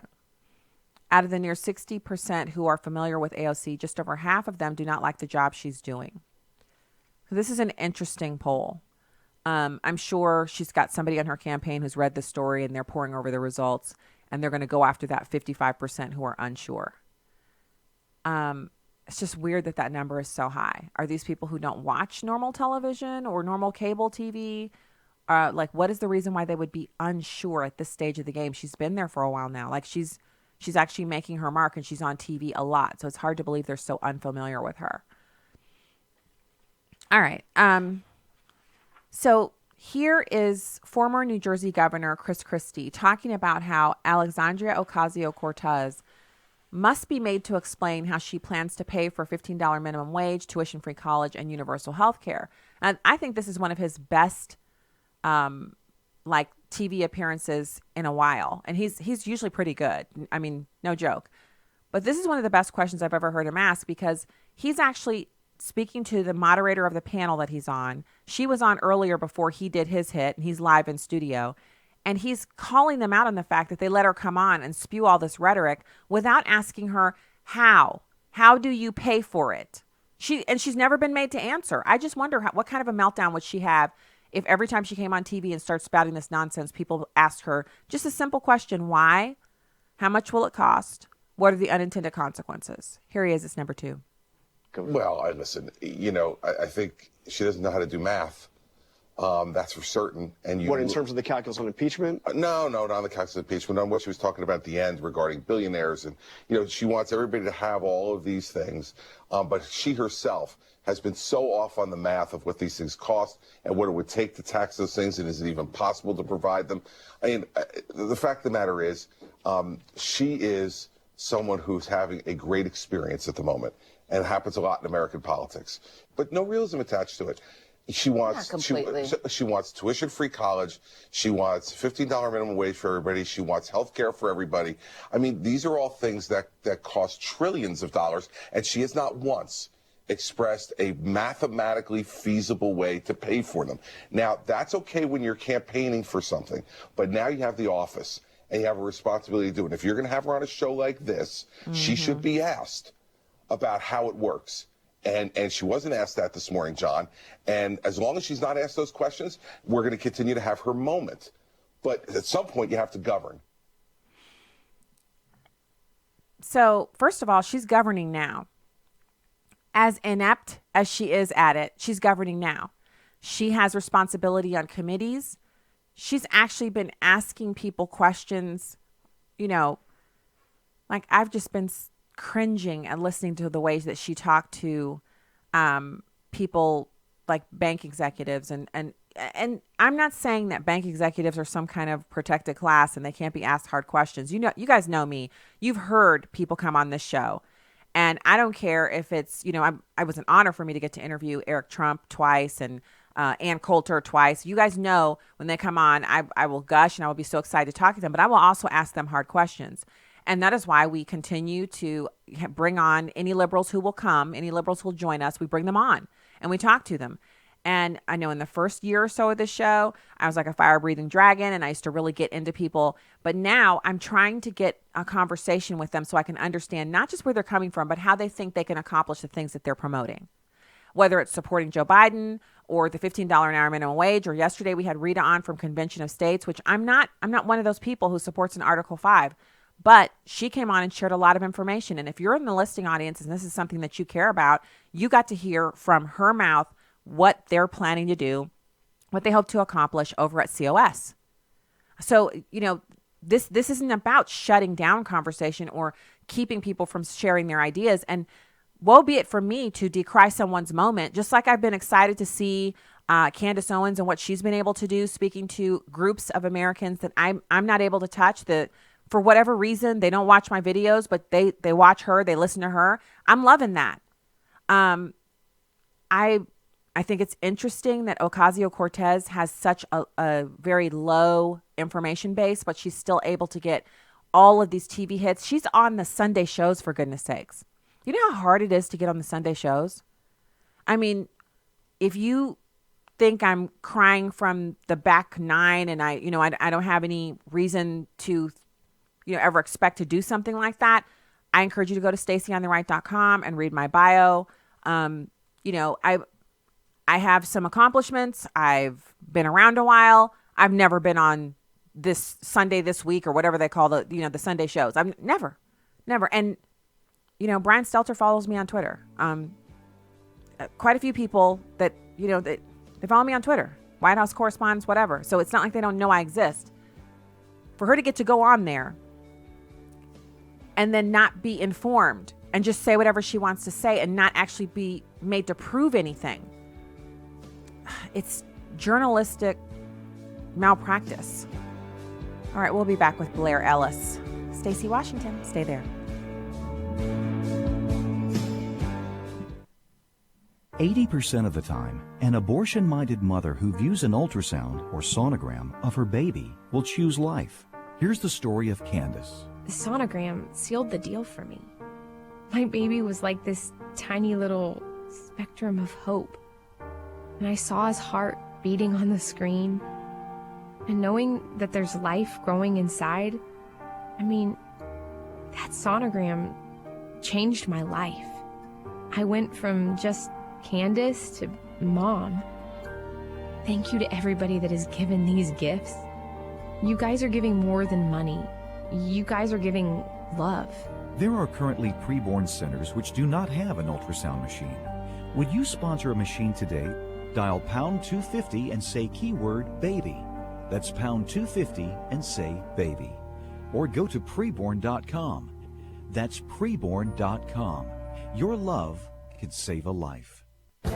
This is Viewpoints with Kirby Anderson. Why are suicides surging in America? There's no easy answer to that question, but there are some important clues. Some of the answers have been put forth in the latest CDC reports. We do have a number of deaths of despair that result from intended suicides as well as from opioid overdoses. And we also see suicides that have increased among our veterans that show the relationship between military combat and PTSD. But there are social, intellectual, and spiritual reasons for the increased number of suicides. In her article in Intellectual Takeout, Annie Holmquist wonders what is driving this mentality of despair. She reminds us that half the people who commit suicide do not have a known mental health condition. That is why looking at other issues is so important. She takes us back to the seminal book by University of Chicago professor Alan Bloom, The Closing of the American Mind. Even back in 1988, when the book was published, he saw a stark difference between the college students of that day and those just a few years before.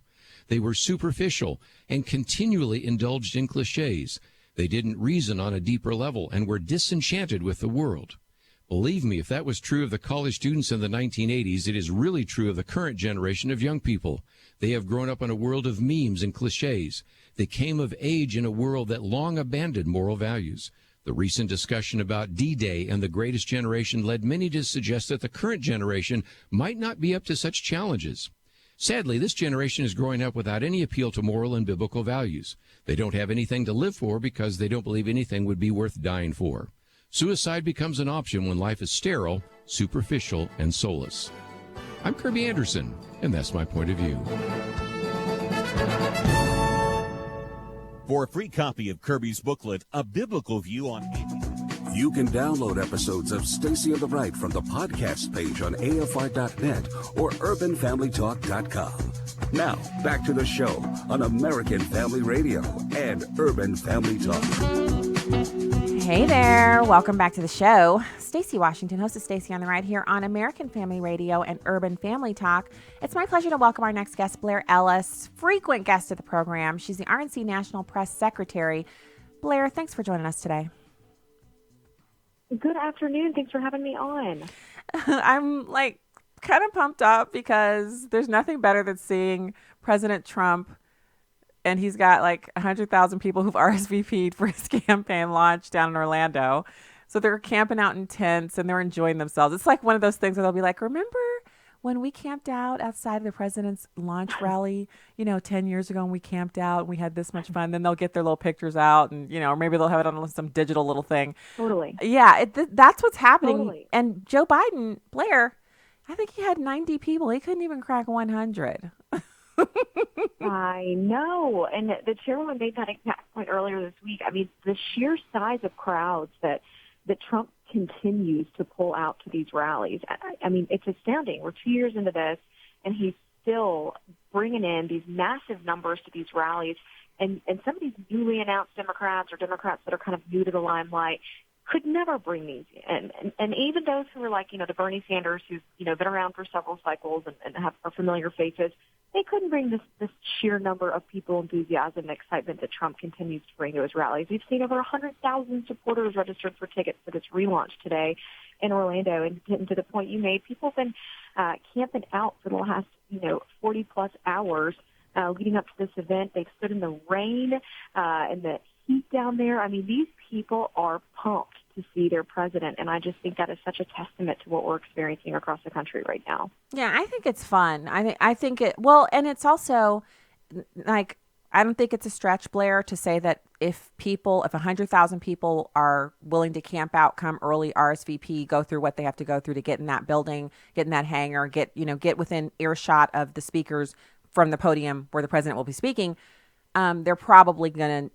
turn out, whether it's rainy or thunderstormy or whatever, on election day to vote for him. So this is really a precursor to a wave that will keep him in the presidency. Totally. I mean, I'm looking right now just at some footage of folks that are, down in Orlando and on the ground. We've seen Kayleigh McEnany. You've got several from our team as well that are there. And they posted these videos about, the Trump supporters that are camping outside of the Amway Center. And, it's just insane to me. I mean, they've got the tents, they've got sleeping bags, they've got the chairs set up, they've got their coolers laid out. I mean, this is the type of enthusiasm that you typically don't see from people that are going into a second term. And the fact that we're still 2 years out, or 18 months out, I should say, from Election Day, and we're consistently seeing this level of enthusiasm. Absolutely. I mean, I think come rain or shine on Election Day, November 2020, we're going to see some conservatives that are really ready to cast their second ballot for President Trump. And a lot of that's just because he's a man of his word. He's made promises. He's kept promises. He's delivered consistently for the American people. And they're ready for more of that for 4 more years. So, Blair, I was so amused earlier this morning. So I follow the president on Telegram. And so I can get my notifications right off. And it's awesome. And so I saw he sent out a message this morning that he's going to live tweet the first Democratic debate.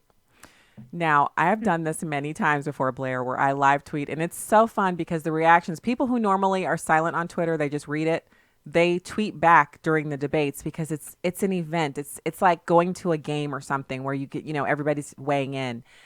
And so I don't mind telling you, I am so excited that he plans to live tweet it because that is going to be, it's going to be pretty epic. And all the stuff that the mainstream media would normally they're going to make a lot of these crazy policy proposals that the Democrats are going to actually talk about. The mainstream media is going to say, well, that sounds radical, but in all actuality, or most Americans believe, they're going to lie for these people. And the president is going to tweet his reactions to what they've said straight from the Oval Office or someplace at the White House. I just can't wait to see him obliterate the mainstream media's attempt to make these crazy policies sound palatable to Americans. I absolutely agree. I think it's going to be so much fun to watch Twitter unfold. Just generally, Twitter can be kind of a scary place, but Twitter is always a fun place, I think, on presidential debates or leading up to big presidential debates because it's fun to kind of see. We're going to see liberals kind of pick their own kind apart, and I'm interested to see that happen. I'm also really excited to start seeing some of these Democrat candidates start throwing elbows at one another. We really have yet to see that. We've seen a lot of kind of holding hands, kumbaya, everybody's played really nicely. But I think now that we've started to see who's pulling ahead of the pack a little bit and we've started to kind of get some sneak peeks at fundraising numbers from Democrat candidates, I think we're going to start to see who other Dem contenders are seeing as a threat. And I think that's going to become really clear next week as well on both nights of those debates. And I also just can't wait to see how newsrooms are going to try and divide and conquer coverage in terms of who's going to be covering Trump's tweets and following Trump's tweets, and then how are they also going to keep all eyes on the candidates during the debate. I think there's just going to be a lot happening next week in terms of the Democrat debates, but I am so excited. We are so thrilled here at the RNC for the experience to just kind of sit back with our popcorn and kind of watch those conversations and discussions unfold. So you bring up an interesting point, Blair. I hadn't even thought about that. I've been thinking on 2 tracks. Number one, I'll be following the president's tweets. And obviously I'll be live tweeting. And then the second track is, what the media will say about what the Democratic candidates are saying. But you're saying there's another area that's really important, and that is, what will the media's reaction be to his tweets? And they normally are very upset by his tweets. Like, even when he tweets something nice, they're upset by it. So, I mean, how many staffers will they have to? Each newsroom will have to have someone who's monitoring the tweets, and then they'll either break in and cover them, or if they refuse to cover them, that will force Americans to go to the president's Twitter feed and read them for themselves, which is an unintended consequence for them. Right, and it's going to be fascinating to watch them. To your point, they tend to lose their minds when the president starts tweeting, and so I find it fun to watch how reporters are kind of, reacting to the president's kind of moment-by-moment take on Twitter. But I think there's nobody better to defend the president, than the president himself, and there's no one who could do it better than the president himself. And I'm just interested to kind of see, what the president himself chooses to hone in on, and again, what these candidates choose to hone in on. I think we've seen a lot of them kind of all embrace the same types of radical policies. They've all openly embraced the Green New Deal. They've all embraced the idea of government takeover of our health care. A lot of them have embraced this idea of abolishing ICE. And I cannot wait to get on stage, to watch them get on stage and hear them defend these against, one another and to each other. I'm sure we're going to really hear some Looney Tunes things. We've already heard some very far left beliefs from a lot of these contenders, and I'm sure that having multiple of them all on the stage at one time trying to compete for the limelight and compete for attention is only going to bring out some even greater remarks and some even kind of crazier one-liners from them. Okay, so let's just for a second. Blair, you're talking about the reactions to the tweets, but there's also going to be, so I don't expect the moderators to ask these candidates how they expect to pay for Medicare for all, or how they expect to fund. Like, they'll say, well, we'll tax the wealthy, vague proposals that don't actually pan out. These programs, if made, mandatory for everyone, are not fundable through taxing the rich. We don't have enough rich people. We have the most rich people, and we don't have enough to do it that way. I don't expect them to ask, but maybe the benefit here is that the president will say they should ask them. Because he's really good at noticing what people aren't talking about, while the rest of us are kind of going crazy about what they are talking about. I think that's a great point. And I also think that we're going to start having to see some accountability among these Democrat contenders about who's willing to own what, in the sense of, are they willing to try and start talking about substantive policy proposals, not just their pie-in-the-sky ideas?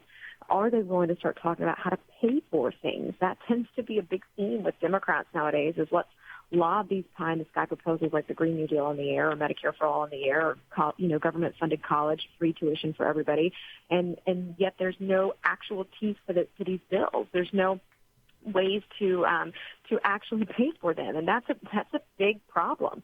And so I'm looking forward to kind of seeing, what is it that these Democrats themselves end up getting behind, and then to the other extent, do we start seeing any accountability enforced among any of those on the stage about how they're going to go about implementing these policies? Are we going to see any flip-flops among some of these Democrat contenders on the stage and their sudden embrace of something that maybe they've long time stood against? We've seen a lot of flip-flopping with Joe Biden in the last couple of weeks. So I think that if anyone can hold their feet to the fire, it's going to be President Trump. But I'm just really kind of interested to start watching some of these discussions and debates unfold. So when you talk, Blair, about it's really an interesting dichotomy, some of the radical proposals that are it's like they're racing and elbowing each other to get further to the left than Bernie Sanders. Totally. But one of the ones that I think they've really made a serious misstep on is the Hyde Amendment. Most Americans, even those who support abortion, don't believe that taxpayers should be made to support it, because taxpayers might not want to support abortion personally, or they might have personal religious reasons for not supporting it. Like me, it's a religious issue for me as a Christian, not wanting to support abortion. And so the Hyde Amendment has always been something that the Democrats and Republicans have been able to kind of say, well, we can at least agree on that. For the Democrats this cycle to kind of, peel that off and say, even that is too radical for us, we can't support the Hyde Amendment. And for Joe Biden as the front runner to say immediately that he was brought alongside by Alyssa Milano. I mean, I'm wondering, how do they flesh that out on television in front of all of America during this debate? It's a great thought and a good question. We saw, Joe Biden reverse his decades-old stance on the Hyde Amendment and has, suddenly fully embraced unlimited taxpayer funding of abortion. And it's kind of wild when you step back and start to think about just how far left some of these people are shifting.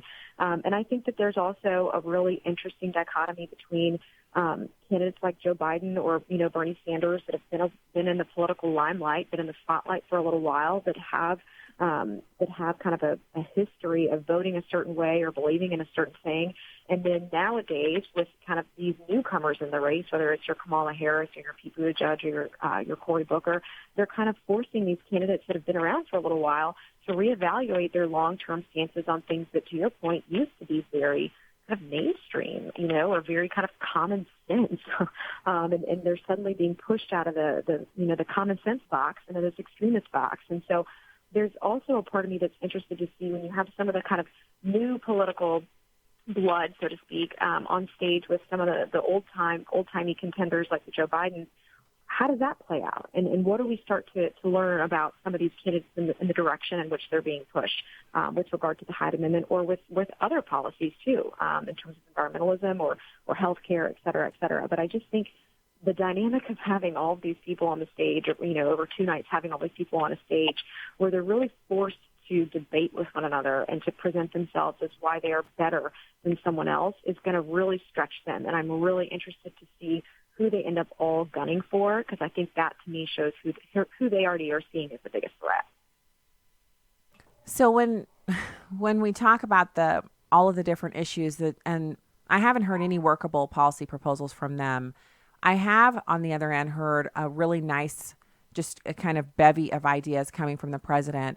Everything from finally fixing, the ridiculousness of Obamacare, completing the agenda on immigration reform, more movement on the jobs agenda, which has been very successful thus far, but even reaching down into areas where no Democrat president has ever said, let's work with ex-felons and make sure they can take part in this economy. Let's reach into people who've been incarcerated, for longer periods than are necessary.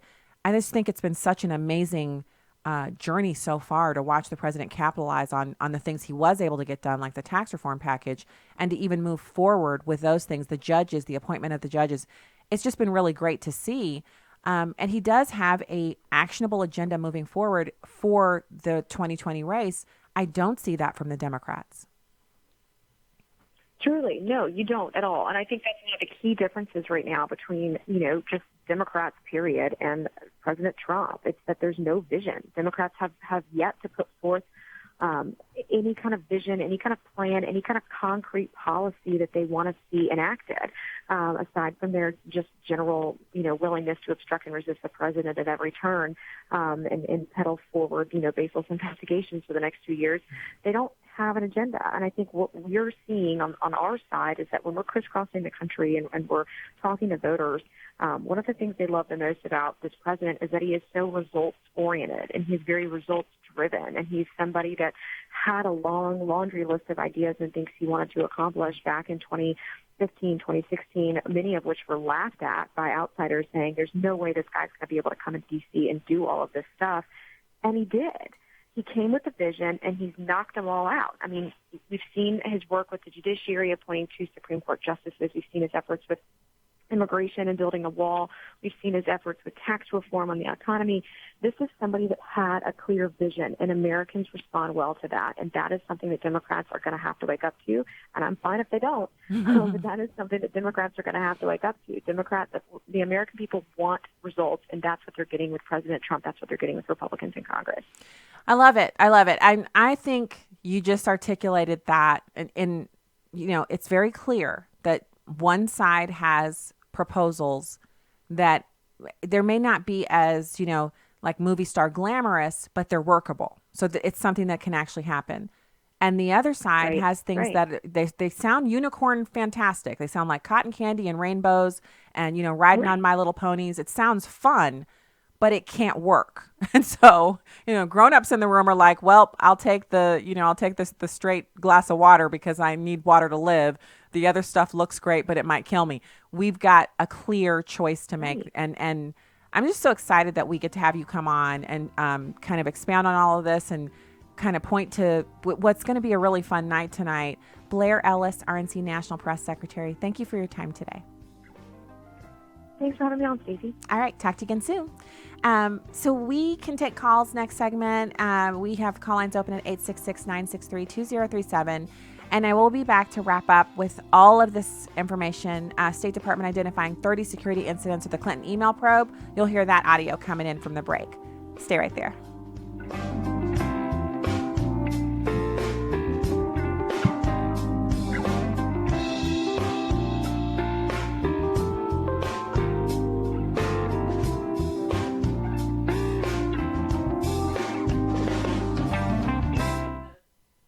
She was a baby girl left abandoned on a doorstep in China. Our friends met her in that orphanage that had saved her life, and they adopted her. And believe me, she's not an orphan anymore. There are a lot of folks who have felt orphaned for much of their lives, either left behind or left alone. Maybe you know the feeling. Well, just like that little girl, someone went a long way to get you. Someone who chose you. He's adopted a lot of spiritual orphans into his family, and he's ready to adopt you too. Jesus said, "I will not leave you as orphans. I will come to you." We've been cut off from the Heavenly Father by choosing to run a life that He was supposed to run, so we feel spiritually fatherless. But God's Son came all the way from heaven to that awful cross to pay for your sins and give you the chance to be His. You can belong to Him by saying, "Jesus, I'm yours." It's something we'd love to help you do. Call us at 888-NEED-HIM or go to chataboutjesus.com. You will never feel orphaned again. Hi, this is Jim Stanley, General Manager of American Family Radio, here to tell you that change is on the air. Excuse me, Jim. I believe the saying would be change is in the air. Well, that's true, too. We've got some big changes coming up, and you'll hear them on the air. Oh, right, boss. Go ahead. As I was saying, changes are coming, and you'll hear them on the air beginning Monday, June 24th, here on American Family Radio. So, do they affect me? I mean, are we cool here? I mean, we're cool, right? Hi, friends. There's a new show in town on Urban Family Talk, nightly, 7 p.m. Central. Join me, C.L. Bryant, as we build the bridge to conversation throughout our great nation, the greatest nation on the face of the planet, the greatest success story the world has ever known. Nightly, the C.L. Bryant Show over Urban Family Talk, 7 p.m. It's Fox Wheels. Tesla CEO Elon Musk says the company's upcoming electric pickup could be better than a Ford F-150, with a target towing rating of over 13,000 pounds, which is the top rating for an F-150. Equipped with a turbocharged V6, Musk also promising sci-fi styling and adjustable suspension, with a range of over 400 miles per charge at a price that starts below $50,000 when Tesla's truck goes on sale, possibly in 2021. Massachusetts custom car body outfit Smith Performance unveiling a conversion kit to turn a VW New Beetle into a pickup. The Ute kit, as they're called, a price tag of about $3,000. The company also makes truck kits for the Audi A4, Hemi Chargers, VW Jettas, and Golfs. It says its Beetle truck kit already sold out on pre-orders. That's Fox Wheels. I'm Jeff Manasso, Fox News. This is Stacy on the Right with Stacy Washington on American Family Radio and Urban Family Talk. The State Department says it has found at least 15 people responsible for breaking government rules connected to the private emails of former Secretary of State Hillary Clinton. The department publicly released a review Monday, which flagged 23 violations and 7 infractions made by current and former employees who were involved in Clinton's private email network. The names of the employees who committed security violations have not been released, and the department says the number of infractions may increase as the investigation continues. Clinton came under heavy scrutiny during the 2016 election after her use of a private email server raised concerns over national security. The review comes a month after FBI documents revealed Clinton's top aides exchanged emails about suspected attempts to hack their networks. Reports say a potential breach could have been devastating to national security, as agents found thousands of emails containing government secrets and at least 8 messages containing top secret information. Wow. So that's reporting from One America News Now on the State Department identifying 30 security incidents in the Clinton email probe. Now, this was, look, I'm one of those people where I like to see justice, and I feel like we have to have an allegiance to seeing justice done. I also believe in mercy, and I also think sometimes you just say, okay, we know what happened, and we move on in the interest of, keeping everything going, instead of having everything be derailed and just, having a continual obsession with something. But this, on the other hand, it's just too much. It's just, again, people have gone to jail. How does Hillary still get to be roaming around? It ain't cool. I can accept that some people don't have the same, like, we all know that justice is not blind as much as we want it to be. But wow, this is just some crazy drama. Crazy drama. So exciting to chat with our guests today. It's been such a blessing to have John Davidson and Blair Ellis on the show. I love when we have we get to interview great people every day here, and it's such a blessing. I also want to thank all of our listeners in terrestrial radio land. If you're listening to this show on any kind of terrestrial radio, or you're live streaming us at afr.net or urbanfamilytalk.com, such a blessing. Thank you for doing that, and for supporting American Family Radio, American Family Association, and all the ministries that we have here. We appreciate you. So tonight is the announcement, and that's going to be awesome. That is going to be one really hot rally. It's going to be fun. And then for the Democrats' first debate, that sounds like that's going to be fun too. Don't you feel like you should maybe just have a few of your politically minded friends over, throw out some hors d'oeuvres on the coffee table or the ottoman, and just sit and enjoy your lives? And watch the train wreck that is the debate. I do. I feel like that's what I need to do. Just saying. So we'll see. So I mentioned this yesterday. It's two stories. Well, first, let's get to Justice Thomas. Justice Clarence Thomas believes it's time that the Supreme Court moves to overturn demonstrably erroneous, his words. He says, quote, "When faced with a demonstrably erroneous precedent, my rule is simple. We should not follow it." He wrote this in a concurring opinion in a double jeopardy case decided on Monday. The dual sovereignty doctrine, which pertains to a person facing both state and federal charges for the same offense, was at issue in the decision by the court, which ruled not to overturn the ruling in the case where the case of an Alabama man in Gamble v. United States. The use of the stare decisis doctrine, according to Thomas, should be revisited by the High Court, saying it elevates demonstrably erroneous decisions, meaning decisions outside the realm of permissible interpretation over the text of the Constitution and other duly enacted federal law. Again, quote, "By applying demonstrably erroneous precedent ahead of the relevant law's text, as the court is particularly prone to do when expanding federal power or crafting new individual rights, the court exercises force and will, two attributes the people did not give it." According to Thomas, justices should be using mere judgment by following the correct original meaning of the laws we are charged with applying. Ruling that the Fifth Amendment's double jeopardy clause was not being violated, the Supreme Court decision Monday dealt with the case of an Alabama man who was convicted of a state gun possession charge after pleading guilty. He was then indicted in the federal court for the exact same charge after pleading guilty again, only to appeal the decision later on the grounds that it was a violation of double jeopardy. So Justice Samuel Alito wrote, "Although the dual sovereignty rule is often dubbed an exception to the double jeopardy right, it's not an exception at all. On the contrary, it follows from the text that defines that right in the first place. An offense is defined by law, and each law is defined by a sovereign."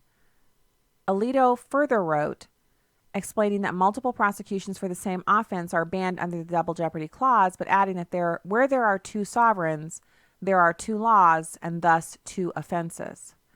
The ruling could potentially affect the case against former Trump campaign manager Paul Manafort. And what I find funny, and it's complex, but it's funny to me, ironic, about this case is that because Paul Manafort could be impacted by this case, Democrats are automatically on the side of double prosecutions. But were this to be Kevin Spacey or Ben Affleck or some darling of the left, Bill Maher, someone they love, then they would immediately say that the Supreme Court was acting outside of what the Constitution permits. Do you see how that is? So really, it's not that you believe in the Constitution or you believe in what these Supreme Court justices are saying because of stare decisis. It's conditional. You basically look at the person who's being impacted, and if you like them, then you want the ruling to go for them.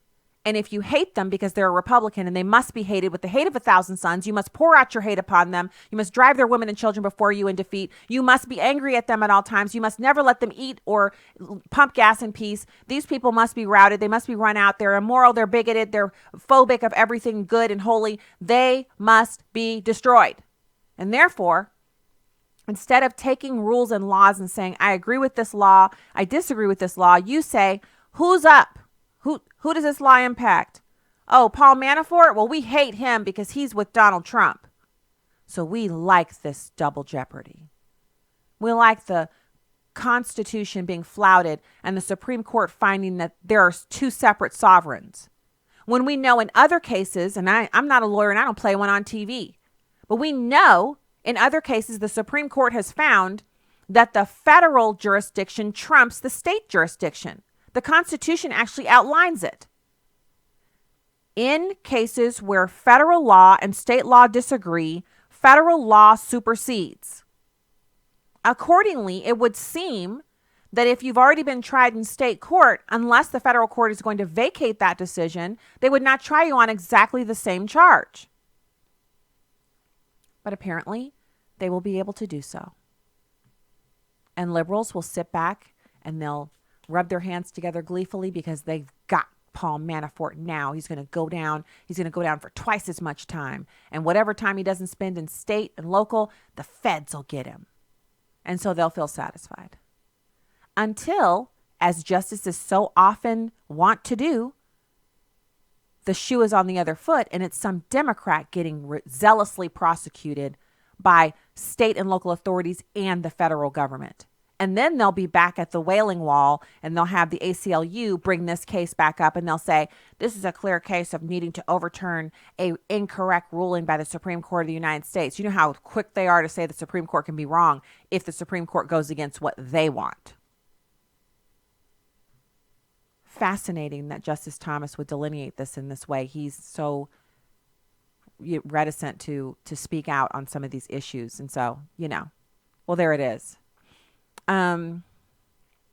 Okay, so I also mentioned,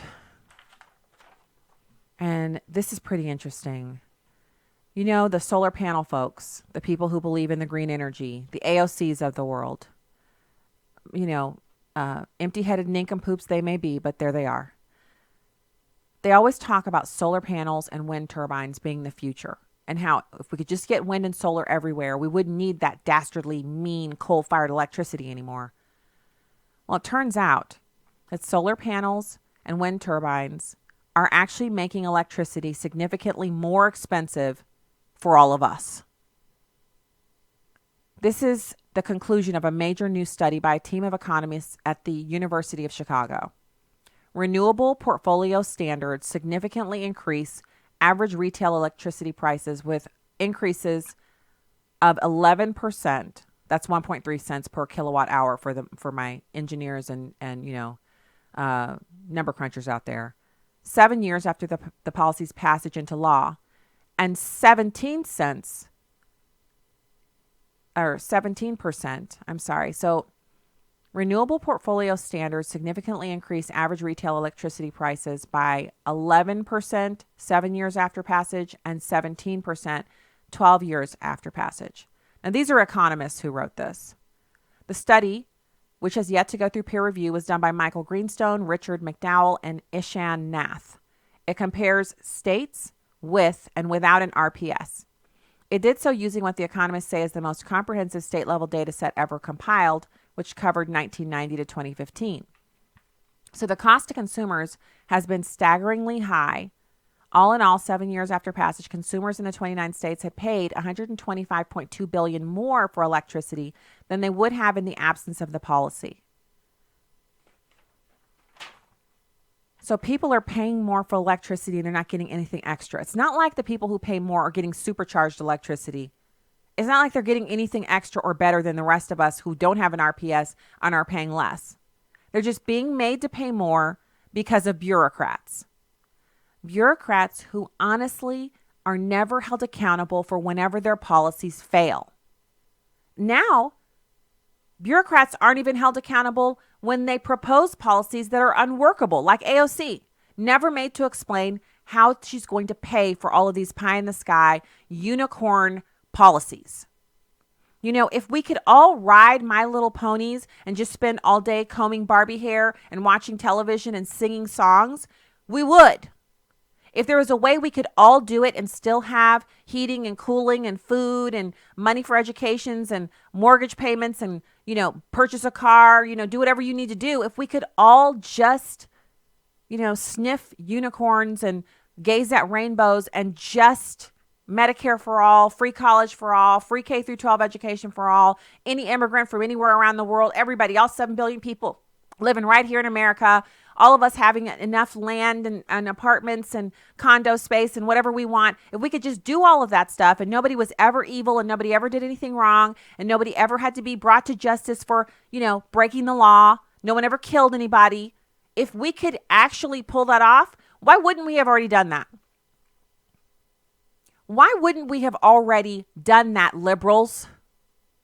If we could just get those things done by electing Democrats, why isn't California the utopian space for all of the universe? Why don't 7 billion people live in California under Democratic rule with everything they need and all the extra rainbows and My Little Ponies to boot? Oh, I'm sorry. Their state actually is at the bottom of the heap for education and economic metrics. There are more people dive bombing out of there than any other place in the United States.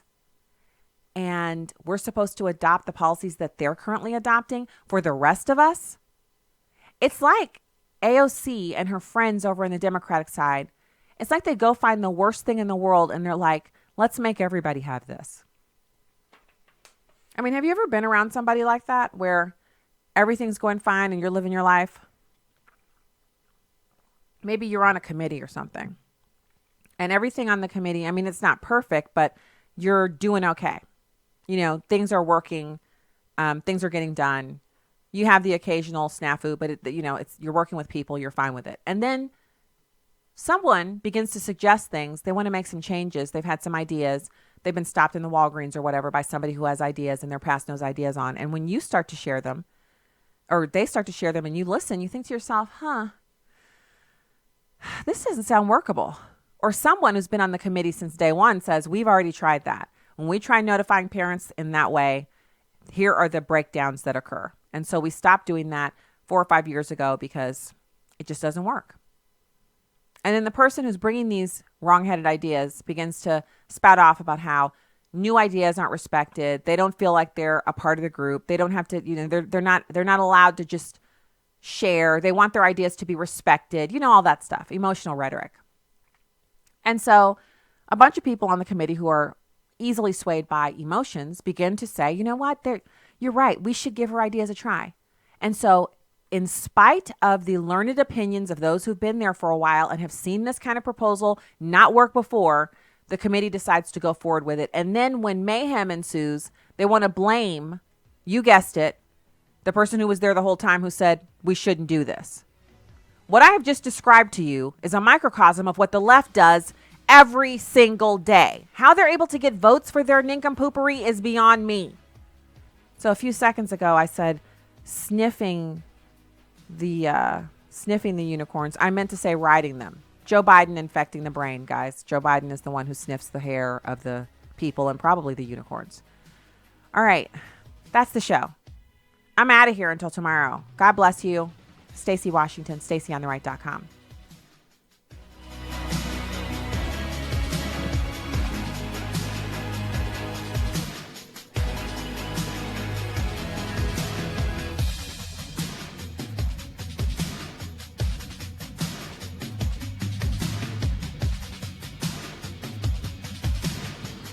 The views and opinions expressed in this broadcast do not necessarily reflect those of Urban Family Talk, Urban Family